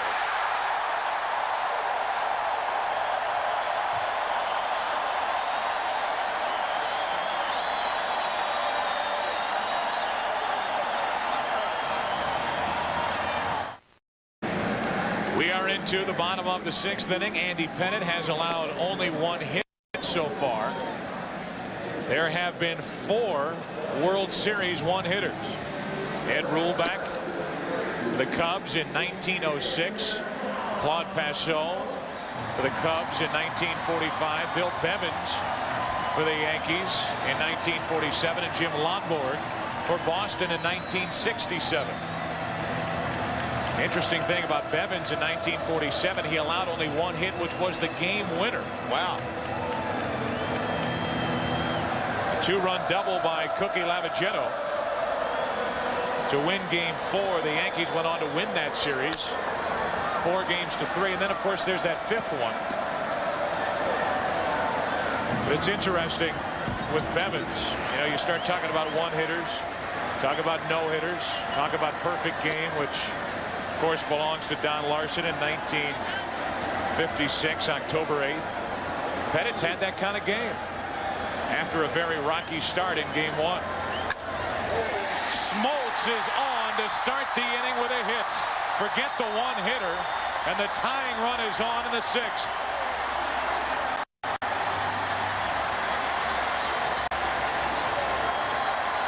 We told you earlier, Smoltz is a great athlete. Not only can he swing the bat, he can run the bases.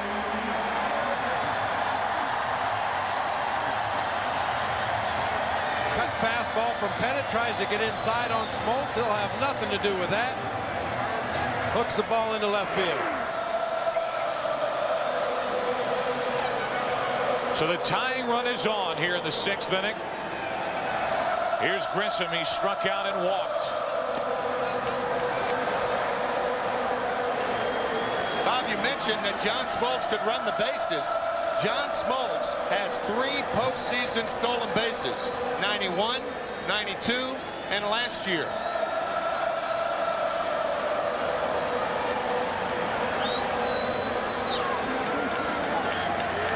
Pettit has already caught one. Andrew Jones last inning. And he checks on Smoltz. Oh, you got to give Joe Torre and his staff credit because they obviously know that John Smoltz can run. Otherwise, they wouldn't be holding him on.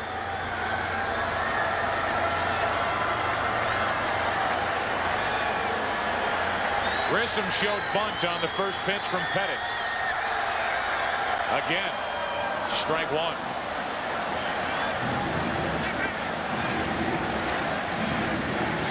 Marquise will try to bunt the ball if the sacrifice is on again down the first baseline. The reason for that is the first baseman's holding the runner on, and he can't break home until the pitcher releases the ball. Anybody else surprised that the Braves are bunting here? I wouldn't be surprised if they take it off and let Marquise Grissom swing away right here. Yankees playing a very aggressive bunt defense. A lot of holes in that infield. We got Grissom at the plate, who came into this game 8 out of 19. He's had a hit in each of his first 10 World Series games. I don't know why you take the bat out of his hands. Now he's swinging, strike 2. Well, sometimes what you do and what a manager will do, they'll help the hitter out by luring the infield in, by getting infield movement. And Bobby Cox has even talked about that. And that's why he puts the bunt on early in the count and then allows the hitter to swing away, as he did with Grissom then. Smoltz a leadoff hit. He's hit the ball hard twice tonight. He's lined to right and singled. Now the 1-2 to Grissom. Base hit left field.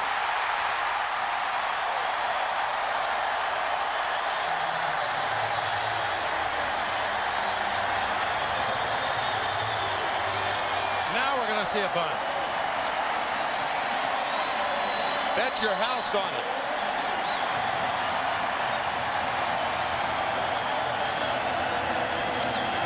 Got a breaking ball down and into Marquise Grissom. That low ball is the easiest pitch to hit. You just drop the head of the bat on it. And now with 2 on, nobody out, and Mark Lemke coming up. The Yankees expect the bunt. Lemke tried to bunt here in game 3 in this same situation and popped up to first. Charlie Hayes out to talk to Andy Pettit as Jimmy Williams talks to Mark Lemke. Now Jeter and Duncan join Hayes and Pettit. The one thing Lemke will try to do is bunt it hard enough to get it by Pettit. Keep in mind that a left-hander is falling toward the third base line, and he makes this play. If he makes the play, he can go to third a lot easier because it's a much easier throw for a left-hander than a right-hander.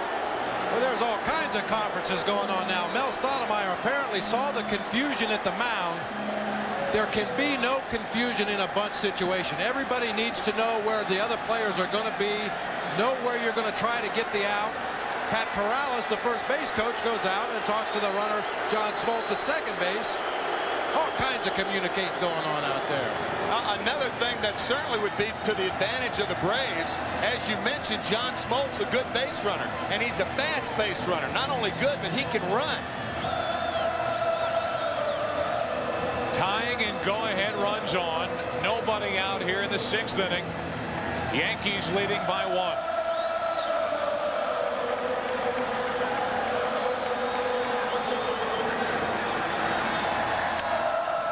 strike one.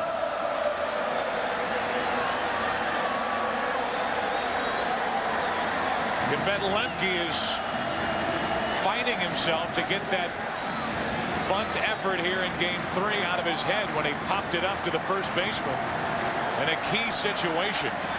The Yankees went on to win that game 5-2.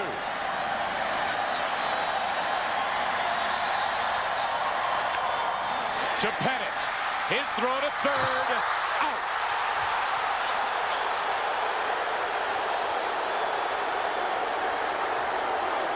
That's the play we were talking about. A right-hander can't make this play. But Andy Pettit, by barehanding the ball, makes a terrific play. The bunt's not a bad one. A barehanded by Pettit to just get Smoltz at third.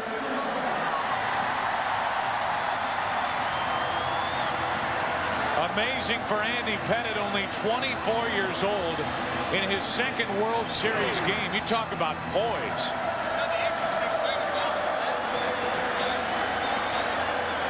Was that by barehanding the ball, he lost nothing. If he drops the ball, he still gets Lemke at first. Now Jones back to Pettit. You want more poise? 1-4-3.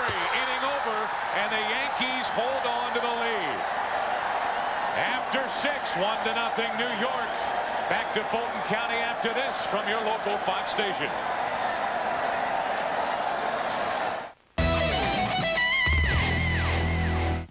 This is a Fox News. Tonight, what happened when the Yankee Stadium gatecrasher we told you about met up with police right in our own studios after the game on the 10 o'clock news tonight. Mom, you gotta get me out of here. This is not a nice place. Picking up bad habits, Mom. They're making me do bad things. When you blood out of my face. They're even trying to change the way I look. They can't get any worse than this. I said you got the wrong number, chump. Oh, Grantee. Meet George, your new personal trainer. Nice to meet you. Not nice. Not nice. That's right. Not nice.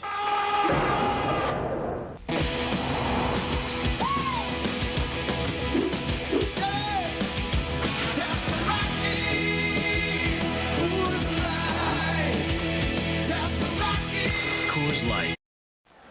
Well, one more to you want from 24-year-old Andy Pettit. Good play on the bunt.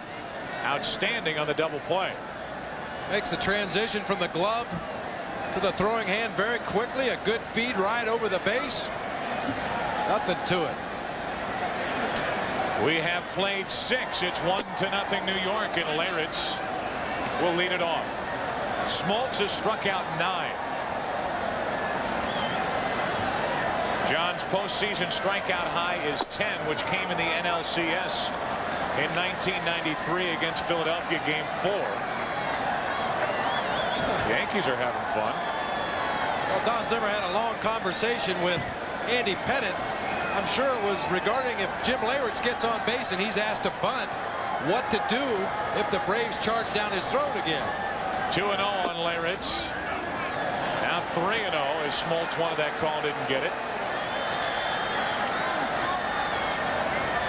Don Zimmer's always been a big fan of that slug bunt where you square around, show bunt, and then take a half swing at the ball.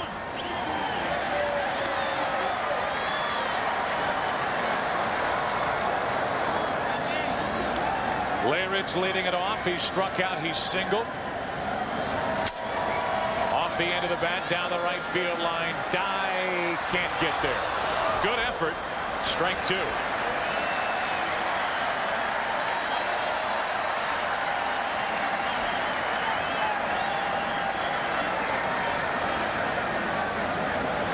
Diving on that sandy gravel over there, you know you're going to come up with some burns on your elbows and knees, but don't leave it on the field. This is the World Series. Leyritz broke his bat, so he goes back to the dugout to get a new one with a full count of 3-2. By the way, there have been 42 10 strikeout games in the World Series. The last one from Steve Carlton in 1980. That should total 9. We haven't checked it, but that should total 9. Yep. They're right on it.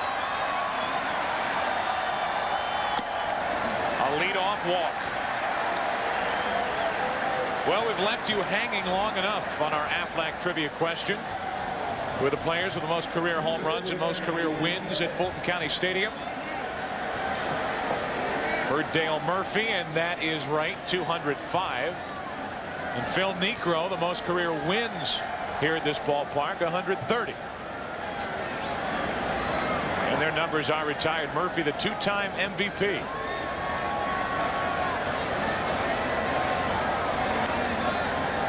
A leadoff walk, and now Smoltz will try to get around it. Pettit bunting, strike one. Andy probably saying, well, I tested Chipper Jones the last time, and as we said, close enough to shake hands with him.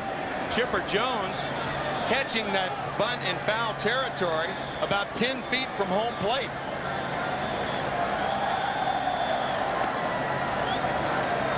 Leyritz a leadoff walk and 0-1 count on Pettit. Just to finish the story about the strikeouts, Bob Gibson had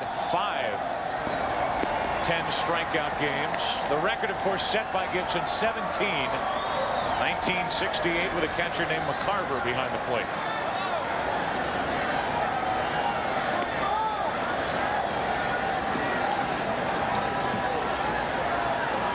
One and one, the count on Pettit. I really think the Yankees should switch up and let Pettit take a swing at this pitch the way the Braves are charging. You get your wish as Leyritz steals second. The Braves fall asleep, and Leyritz, who stole 2 bases during the regular season, gets his first in the postseason. I think that was a delayed steal.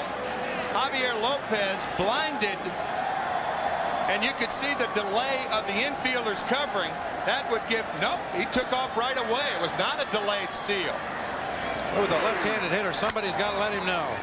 Now the bunt to Smoltz, and they have Leyritz hung up. And tagged out for the first out of the inning.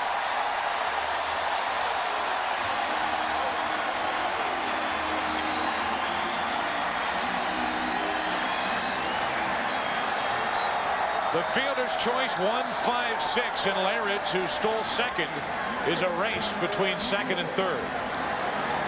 As a runner at second base with nobody at first, you do not have to advance on a bunt. It has to be a good bunt that you know you can get to third base. That ball was bunted hard right back to John Smoltz. Jim Leyritz hung out in no man's land. Leyritz had 0 time to get his bearings at second base after stealing second on the very next pitch. The bunt by Pettit. Now Andy is on at first with 1 out for Jeter, and that's strike 1. Well, you'd like to be able to bunt the man to third base, but really he's already in scoring position at second. You do not want to run into that first out of the inning at third base. And also your vantage point from second base on a ball bunted back to the pitcher. It's not as good as if you were to have an angle on a ball bunted toward first or toward third. 1 ball, 1 strike to Jeter.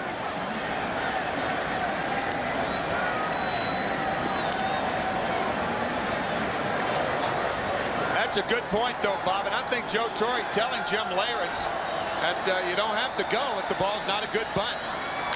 To the right side for the double play. Pettit doubled off. 3 unassisted. Bottom of the 7th inning. Time to stretch. Yankees lead by 1. Bottom of the 7th inning. They play Old Lang Syne here at Fulton County Stadium after Derek Jeter lined into the double play. Well, as he has been doing most of this World Series, inside outing the ball right at Fred McGriff. Andy Pettit with not much base running experience, but I don't think a regular base runner could have got back on that line drive. I think Andy is upset because he didn't get the bunt down a little better with Leyritz on at second base. So the Yankees still out in front 1-0 as we get into the bottom of the 7th inning. It'll be a tough frame for Pettit. McGriff, Lopez, and Andrew Jones. 4, 5, and 6 for the Braves here in the 7th. Fred walked his last time up, struck out back in the 2nd.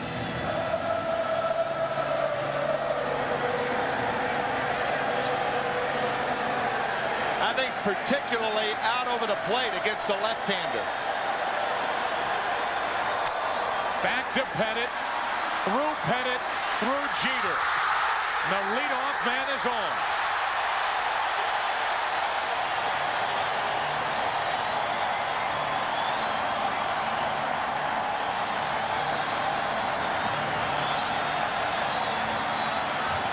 McGriff got that pitch out over the plate that you just talked about, Tim. This ball just handcuffs Jeter a little bit. McGriff hustles down the line. Cecil Fielder with the big stretch, can't get him. It's an error on the shortstop, Jeter.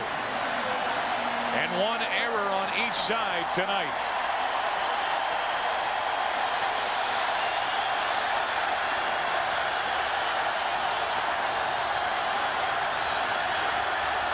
Here's Javi Lopez.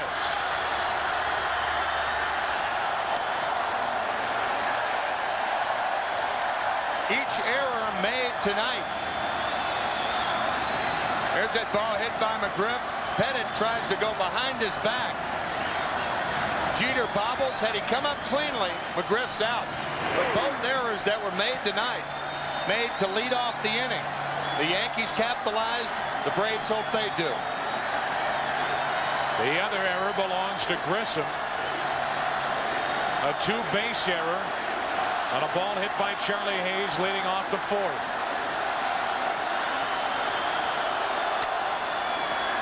To the second baseman, Duncan. The only play is at second. And the force out, 4 unassisted. I think that's a bad play by Mariano Duncan right there. If he fields that ball and runs at McGriff and throws the ball to first base, they get the force at first base. They have McGriff caught in a rundown. Look where Fred McGriff is right there, middle of the baseline. Go to first base, get the out. You've got McGriff caught in a rundown. Should have been a double play. Because McGriff wasn't far enough towards second base to where when Duncan made the throw, he makes it to second easily. He was about halfway, and he's not a fast runner. So it's 1 on, 1 out after the force out. And the batter is Andrew Jones, who's been a tough out for Pettit tonight. Jones has walked and singled. The wild pitch. What a play by Leyritz. How does he keep that ball at home plate and keep Lopez at first? You give with the breaking ball. Wow. Anticipate the breaking ball in the dirt. Good curve by Pettit. Watch him give with the breaking ball and use the mitt to cushion, not to catch. Watch him cushion. Softly, and it bounces away to where he can make a play in case Lopez runs. Good play. Great play. Jones pops it into right center field. Bernie Williams wants it. 2 out.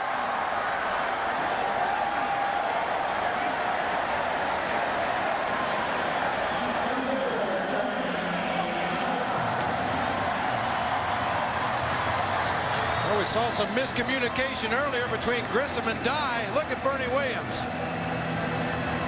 Screaming at the top of his lungs, waving his glove, telling Paul O'Neill, I got it. David Weathers getting ready for the Yankees in their bullpen. 1 on, 2 out. Jermaine Dye, strike 1. In case you're wondering about Mariano Rivera, he has appeared in each of the last 3 games. Never in his big league career has he thrown in 4 straight games. And this would normally be his territory of the ball game, a 1-run lead in the 7th inning. Usually Mariano Duncan would be warming up to start the inning. Mariano Rivera, rather. 0-1 the count. 1-1 on Jermaine Dye. Balecki getting ready for Atlanta. That points out the problems right there for the Atlanta bullpen. Bialecki was extended last night. He's warming up again here tonight. There's a strike to Jermaine Dye, and it's 1-2. Bobby Cox at least telling us he came into this game not expecting to use Bialecki. And he's getting loose here in the 7th.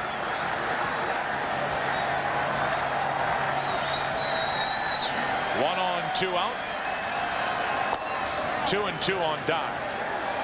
I think unless the Braves get down to John Smoltz' spot in the order and have a chance to score a run, I think you're going to see John Smoltz go back out there. Right. A tired John Smoltz is better than anybody they can bring in out of that bullpen right now.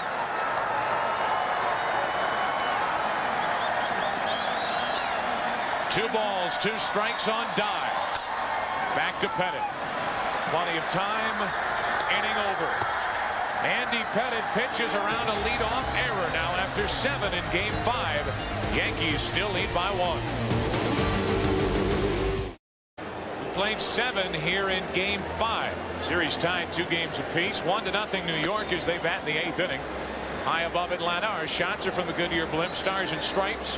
Our thanks to Captain Chambers and the crew for the many spectacular shots in tonight's telecast. It's been a fun run in the city of Atlanta for all of us at Fox Sports. We've had a lot of time in this city, and the city of Atlanta has been very kind to us.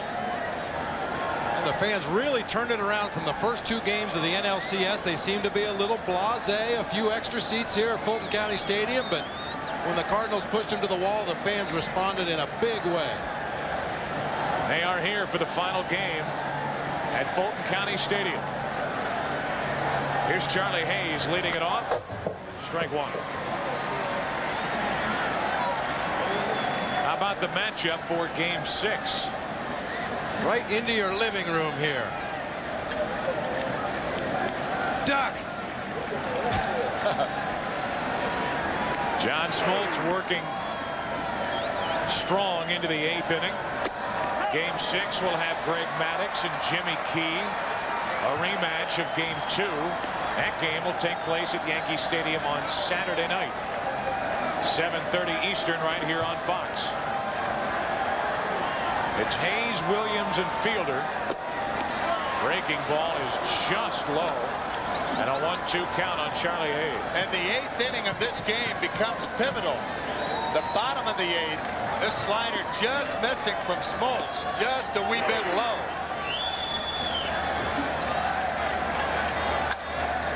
That's down the right field line in trouble. Jermaine Dye, another fine catch.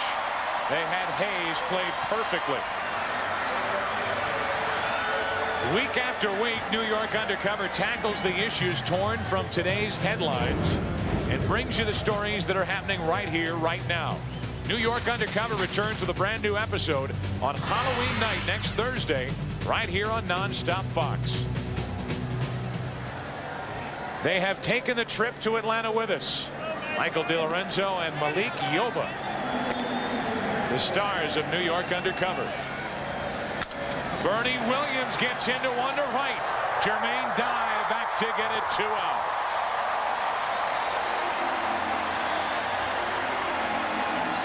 That was a good play because Jermaine Dye was turned around, turned the wrong way, recovered in time. Fortunately, did not have a lot of hang time. See him turn right there. Turning to his left, now spinning around to make the catch. Good play. See him look over his right shoulder initially, and then had to make the adjustment over his left shoulder to make the play. Talk about 2 good young rookie outfielders, Jermaine Dye and Andrew Jones. There's a ball to Cecil Fielder, who has had a big night. 3 out of 3 with the only RBI tonight coming on a 1-out double to score Charlie Hayes, who had reached on an error back in the 4th.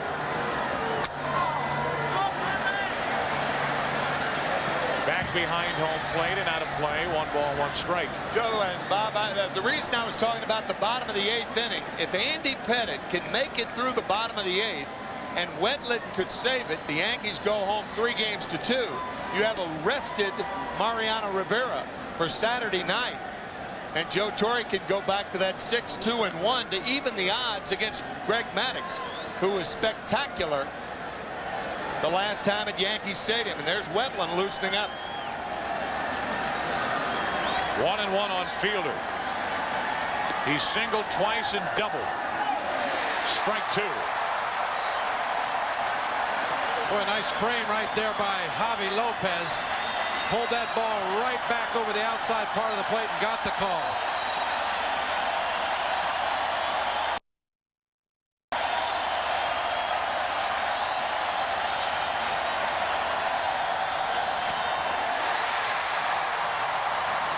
It's number 10. And that ends the top of the 8th inning. Braves bat. Smoltz wants the crowd to get up. Braves trail by 1. We get into the bottom of the 8th inning after Smoltz strikes out his 10th by getting Fielder to end the top of this inning. Got away with a bad slider. You could see the way Javi Lopez caught that ball. The pitch was actually moving back into the right-hander. Result is still the same. Smoltz trying to fire up his teammates. Andy Pettitte back to work. New first baseman Tino Martinez takes over for Fielder. Blauser, ball 1. You wonder if this is the last start as an Atlanta Brave for John Smoltz. Probably not, but he'll be a free agent at the end of the year. Into left field. Well hit at the track, at the wall, caught by Strawberry. One away in the 8th.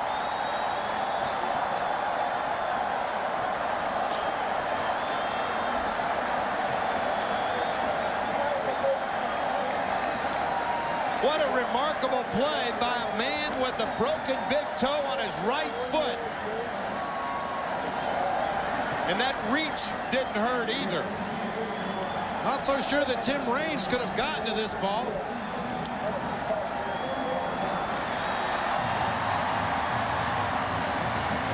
Mel Stottlemyre, the pitching coach, cheerleading for his pitcher, but you really have to be impressed with the 1996 World Series turned in by Darryl Strawberry. Absolutely.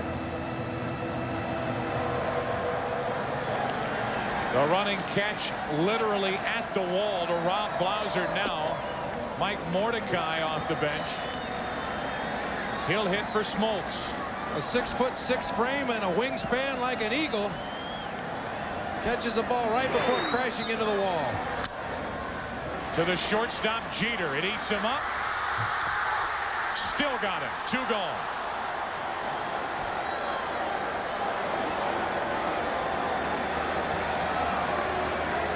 That ball kind of crawls up the arm of Derek Jeter, popping around in there like a pinball machine. He recovers in time to just get Mordecai. Gives you a good idea of just how strong his arm is. Looking at the infield, Jeter's had problems all night fielding ground balls. 2 out, nobody on for Marquise Grissom. Wohler's getting ready for Atlanta out of their bullpen, and he will take over in the 9th inning. Smoltz lifted for the pinch hitter Mordecai. Now Grissom 1 out of 2 with a walk and a single. Up the middle and through for a 2-out base hit.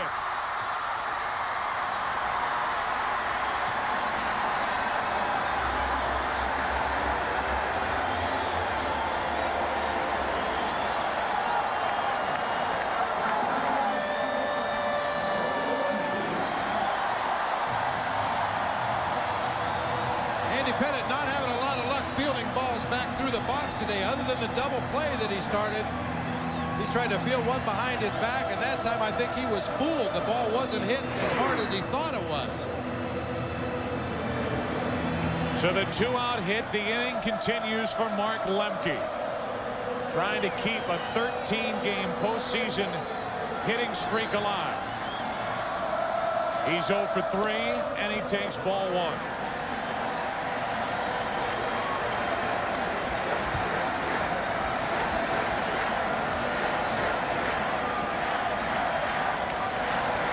Run at first for Atlanta. And Pettitte gives Grissom a look.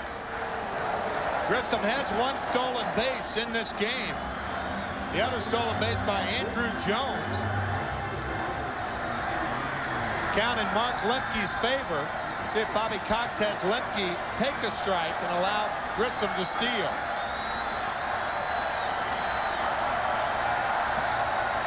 There goes Grissom. Ground ball to Hayes.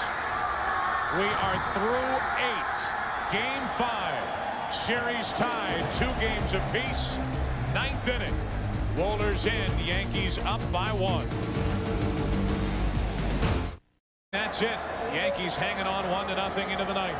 Bobby Cox was livid. One of the few times he ever gets mad at Mark Lemke, but he was very upset that Lemke didn't take that strike to give Grissom a chance to steal the base. Grissom was running on the pitch, and Lemke grounded to third. Now Wohlers back to work. Strawberry leads it off.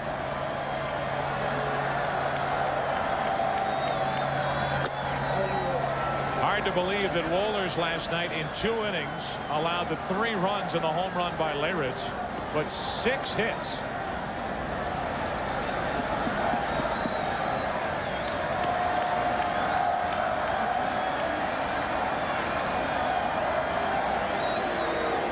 Strawberry tonight has made his presence felt with that catch in left. Last inning, 1996 postseason. 5 saves, 1 blown save. 1 ball, 1 strike.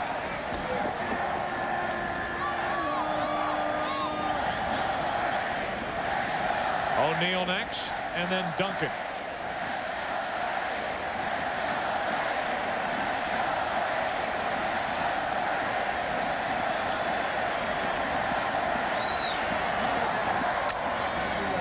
The slow roller for Wohlers. 1 away. 99 miles per hour from Wohlers. Strawberry the first out here in the 9th inning. Saturday, it's game 6 of the World Series as we move back to New York, where the Yankees look to capture their first title in 18 years. The Braves look to repeat. Don't miss game 6 of the World Series Saturday, 7:30 Eastern, 4:30 Pacific, exclusively on Fox. Paul O'Neill in this World Series has only 1 hit. 1 out of 9. Ball 1. Usually those balls that come in about 99 go out at about 8. That's what that ball Strawberry hit. It's about 8 miles an hour going down to first. Wohlers made a good play. Yeah. Leadoff man retired. This may be enforcing as you look at Wetland getting ready out in the Yankee bullpen. Interesting what will happen in the bottom of this 9th inning with Chipper, Jones, and McGriff, the first 2 scheduled hitters. Jones better from the left side, McGriff a left-hander. Pettit may start the bottom of the 9th inning. You remember last night in the bottom of the 10th inning with McGriff leading off, Joe Torre leaving Graham Lloyd in to pitch to 1 batter, and then Wetland came in. Wetland is just now starting to toss lightly out of the bullpen. 3-1 the count on O'Neill. Here's ball 4, a 1-out walk.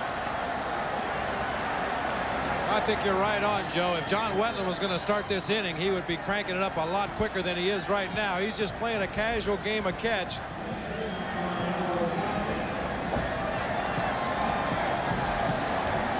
Pettit has allowed no runs on 4 hits. Also pitched around an error in that 7th inning.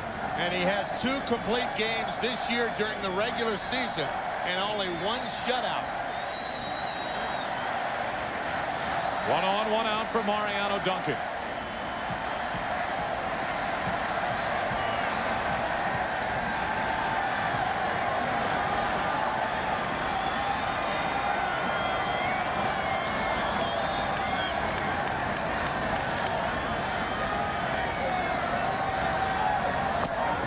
First pitch swinging as usual, strike 1.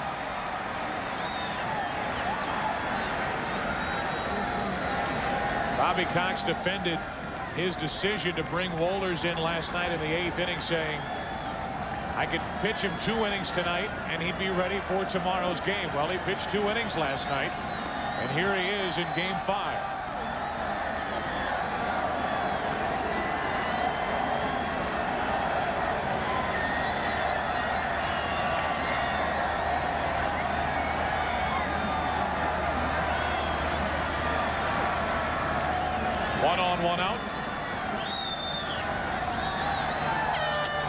Strike two. You can see the downward movement on that split finger fastball from Mark Wohlers.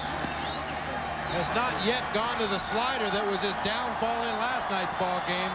Watch the movement on this ball as it goes straight down to the ground.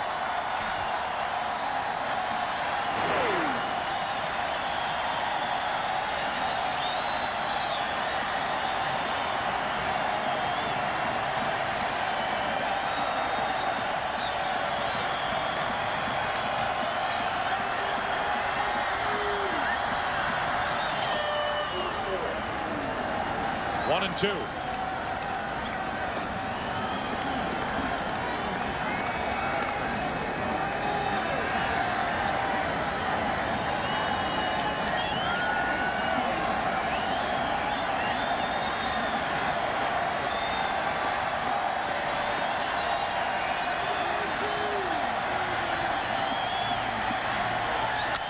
To the right side, Lemke, good play. Out at second, safe at first.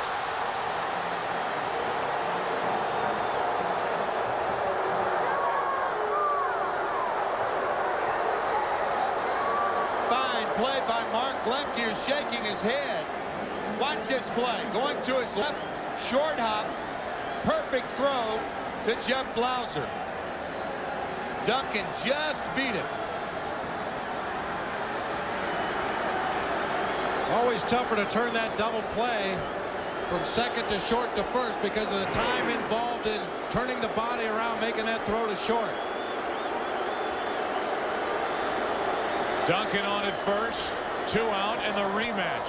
Leyritz, strike one.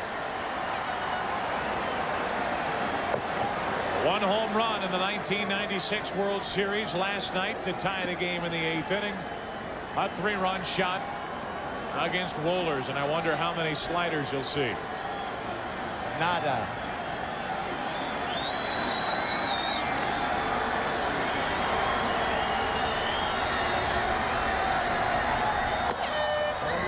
One and one.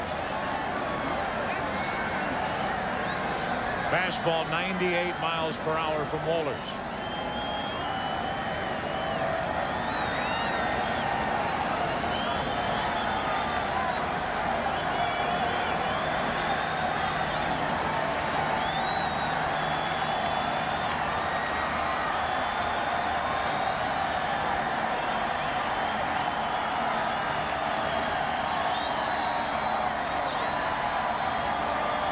Duncan stealing second.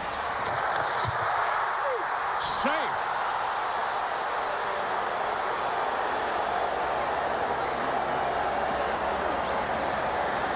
Now nobody's on the on-deck circle, so that's why Bobby Cox is going to make Joe Torre go to somebody else or have Andy Pettitte hit for himself. Looked to me like Mariano Duncan is out. His lead foot goes over the bag. Blauser tags his back leg. Yeah. The throw was in the dirt. A nice pick by Jeff Blauser, but Duncan with the lead foot goes right over the top of the base. Blauser applies the tag to the back leg, but the Yankees get the safe call. Now the wild pitch on ball 4 of the intentional walk, and it's first and third, 2 out.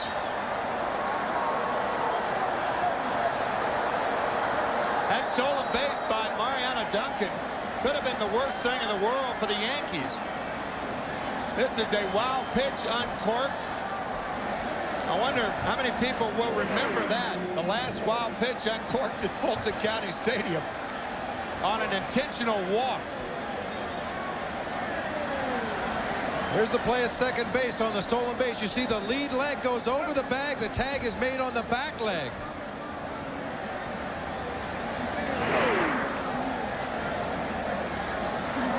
But Duncan was called safe, and your point, Tim, the stolen base takes the bat right out of the hands of Leyritz. After the intentional walk, it's first and third because of the wild pitch. And here's what Joe Torre thinks of Chipper Jones and Fred McGriff, who will bat in the bottom of this 9th inning. He'll stick with the left-hander, Andy Pettitte, not to hit. but to pitch. And had Duncan stayed at first, then Jim Leyritz, who homered last night, has a chance to hit. But by stealing, they walked Leyritz intentionally, and Pettit has to hit. Choked way up on the bat. Strike one.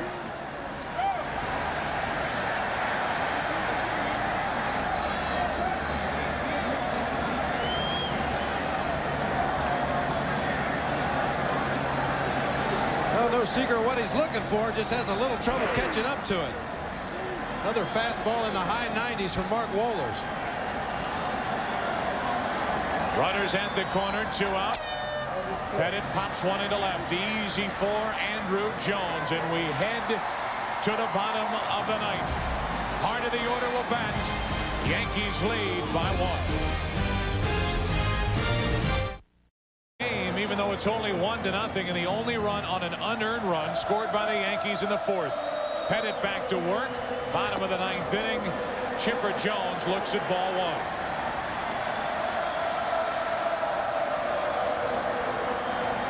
Hitless tonight. Good fastball, 1-1.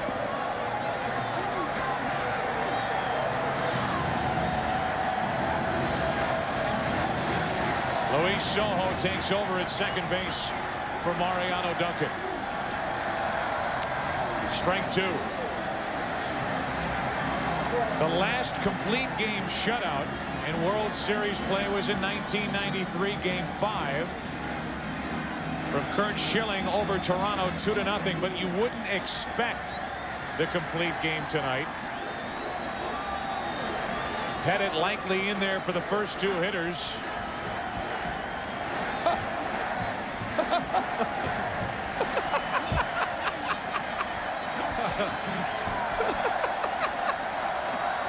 One and 2, the count on Chipper Jones.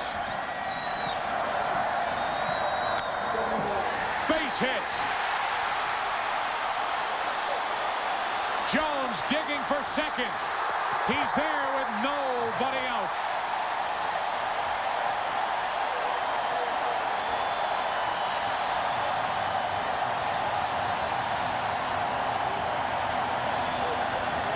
The Braves seeing the Yankees in their prevent a double defense. Hayes toward the line, the outfield deep, and Chipper Jones gets a double. Good base running by Jones.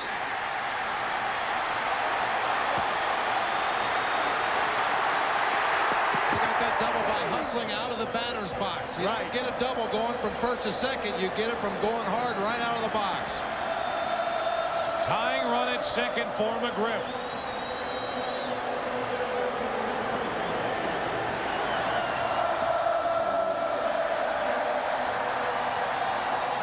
Hitless tonight. He's driven in 6 during the World Series.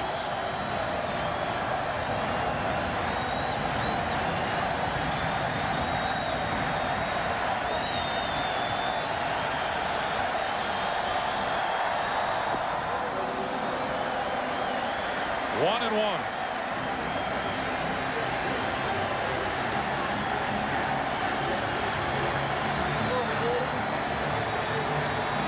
Luis Sojo and Derek Jeter talking about the signs behind second base. So over to talk to Jeter, asking him what is Leyritz putting down, just to make sure. You got to be thinking this is the last batter for Andy Pettit in this ball game. Javier Lopez on deck, and Wetland getting ready in the Yankee bullpen. 1-1 on McGriff. To the right side, the runner advances to third, and Martinez will take it himself. 1 away.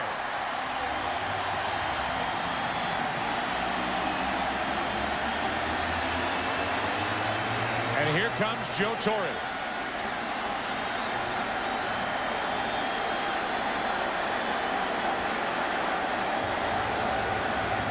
Wetland and Weathers getting ready.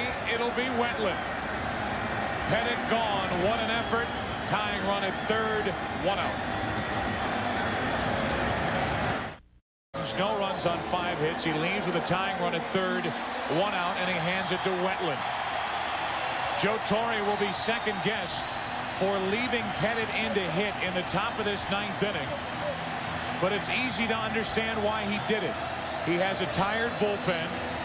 Pettit had been working very well. You had Jones and McGriff coming up in the 9th inning, and it was Wohlers on the mound for Atlanta.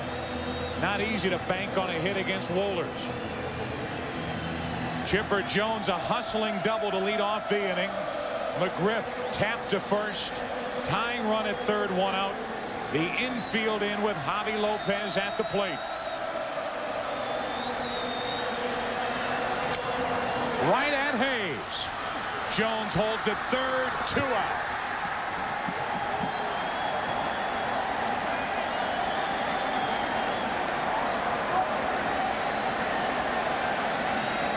Looked like a slider to Javier Lopez. Watch how Hayes stays down, stumbles, goes to his knees, gets up, and makes the play. Plays that almost like a catcher blocking the ball in the dirt. Knows he's going to have plenty of time to throw him out. He just has to stay in front of that ball. Pettit can hardly watch. The Yankees shooting for their 8th straight road victory in the postseason. They're going to have to go through Klesko. Graham Lloyd getting ready, and Joe Torre wants to talk to Wetland. Klesko is in the on-deck circle. I think Wetland's the man. They just want to make sure they know exactly how they're going to go after Ryan Klesko. This is not the time to make a mistake because you didn't know what you wanted to do. I think Joe Torre just said, do you want to pitch to Klesko? And Wetland said yes. That appeared to be the communication.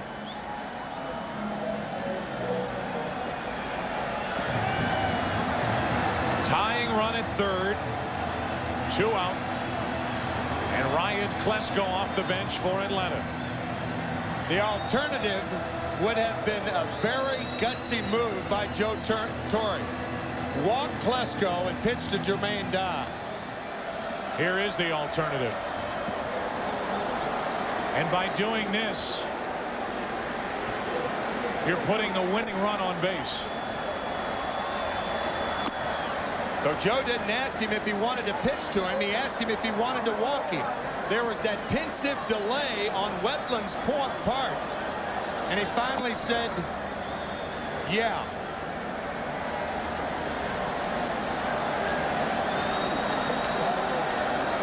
So Klesko off the bench draws the intentional walk. Jermaine Dye is called back.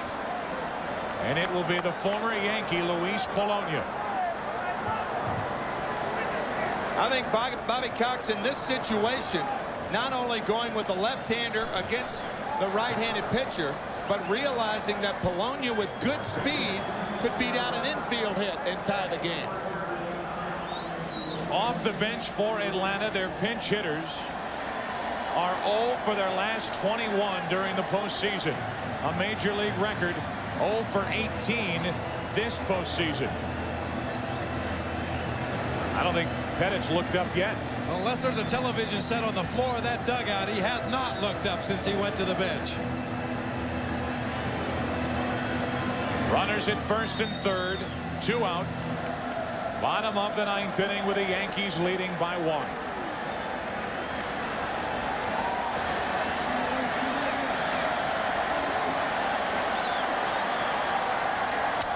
Strike 1.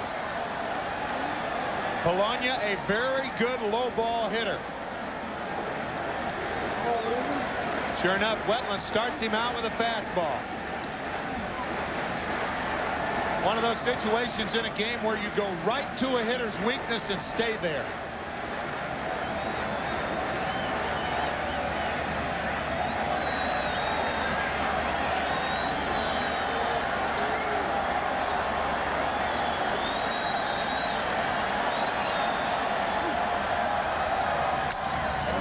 Broken bat, foul ball, strike 2.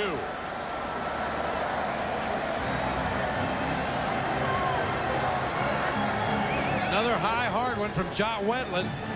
Running that fastball right in on Louis Polonia's hands. shattering the bat. Leyritz out to talk to Wetland. The Yankees trying to keep their road winning streak alive and push it to 8.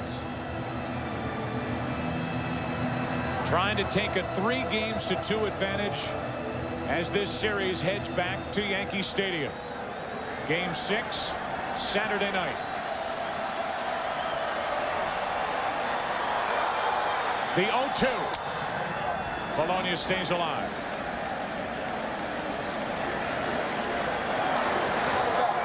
I think Bologna broke another bat.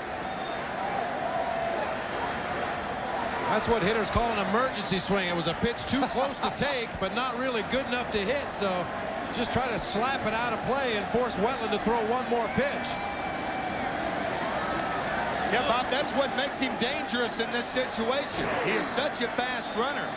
A play like that between the lines, he could beat it out, and the game would be tied. Tying run at third, winning run at first, 2 out. 0-2. Do it again.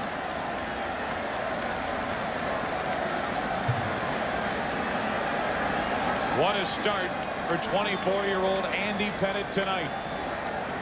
Matched up with John Smoltz, the postseason veteran. Pettitte won 8 1/3 shutout ball.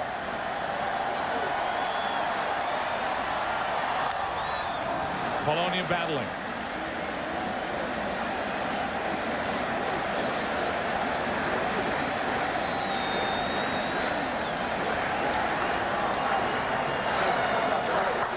Well, after the first 2 games of this World Series, the Braves were up 2-0. People were calling it a mismatch.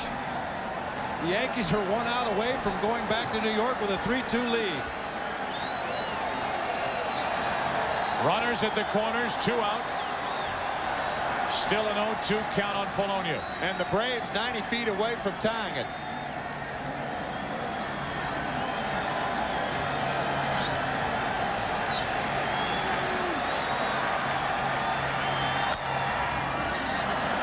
What an at-bat. He's going to continue to get those high fastballs. You've got to believe.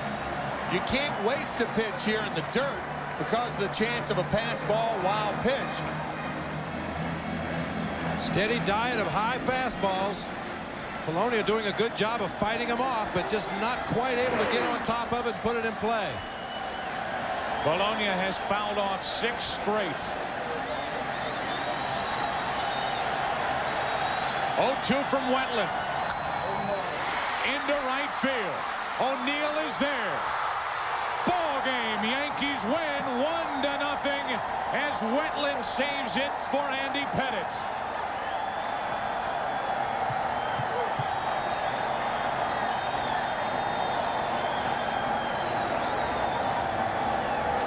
What a play by Paul O'Neill to end it.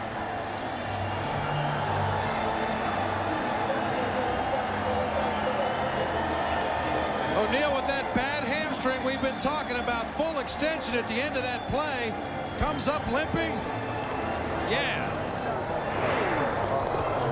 Pettitte with the hugs, and why not? He is our Chevrolet player of the game. Andy Pettitte, 8 1/3 innings. No runs on 5 hits. Walked 3, struck out 4, and picks up the biggest win in his life. Take a break, come back, and wrap up Game 5 here in Atlanta. The Yankees are up 3-2. Dueled one of the best postseason pitchers in the history of baseball, John Smoltz. The biggest win of his life. Standing by with Andy Pettitte is our Steve Lyons. All right, Joe, thanks a lot. Andy, this game was so big for you guys. You didn't have much of a bullpen down there. What did you do differently today than you didn't do in Game 1? Well, tonight I just had a good sinker going, and that was pretty much all I threw. I haven't thrown the ball like that all year, and tonight we just went with nothing but sinkers, and it was unbelievable. I haven't pitched like that the whole season. Chipper leads off the 9th with the double. You get into the dugout, and there's a towel over your head. You didn't look like you wanted to see anything after that.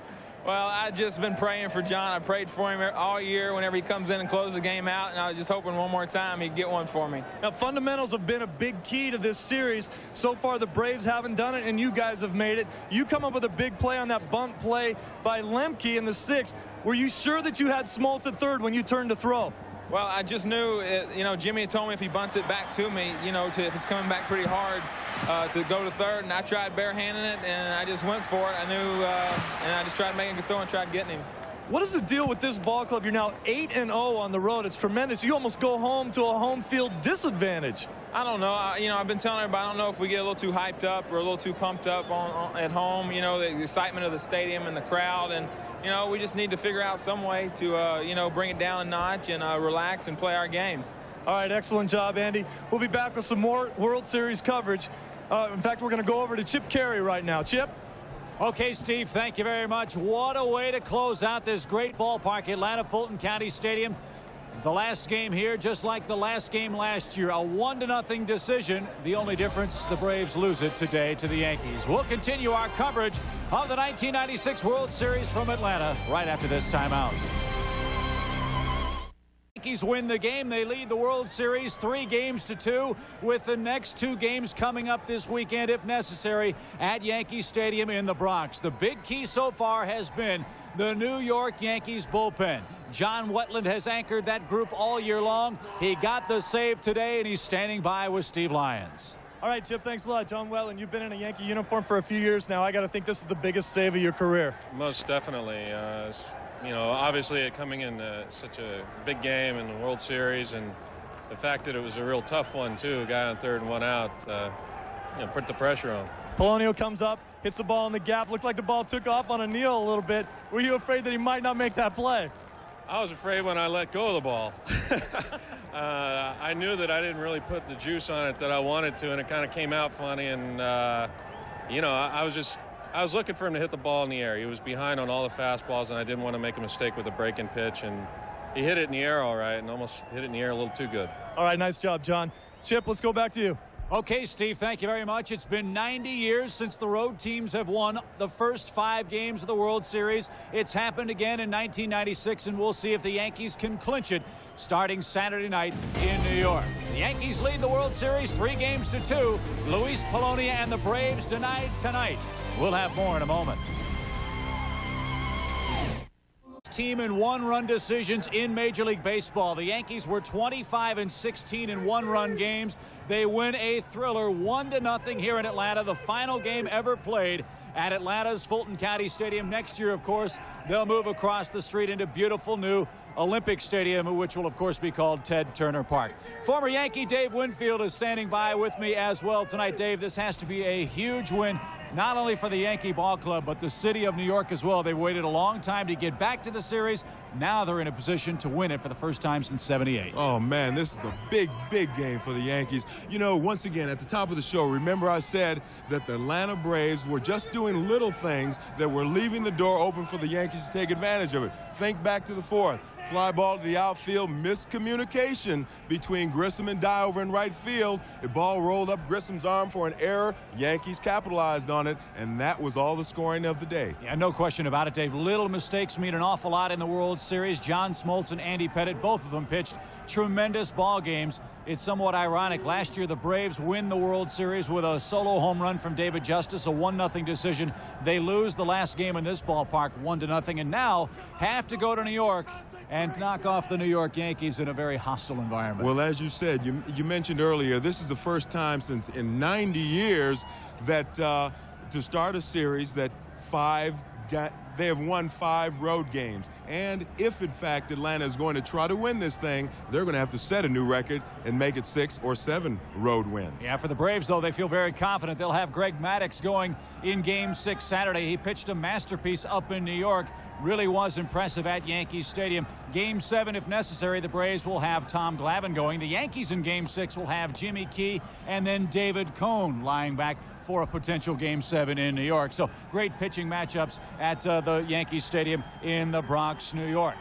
How important, Dave, was the loss for the Braves last night? You can't help but wonder, with Mark Wohlers blowing the save opportunity for the Braves, that emotionally this Atlanta team, despite the close game tonight, they had to be a little bit fragile coming into this game tonight here in Atlanta. Well, actually, I think they were pretty confident. I mean, they came off a St. Louis series where their back was against the wall. They needed to win the last 3 games, and that's exactly what they did. I still feel they have that confidence, but once again, they're going to go to a hostile environment, and in New York the first time, the crowd was unable to get into the game. That 10th man never set foot on the field. I guarantee you, well, actually there were 10 or 11 additional men on the field, but when it comes down to this game, they're going to be loud and raucous, and it's going to be something. And the Braves offense has to find its way, too. They haven't scored a run now in 15 innings, I should say, in the World Series.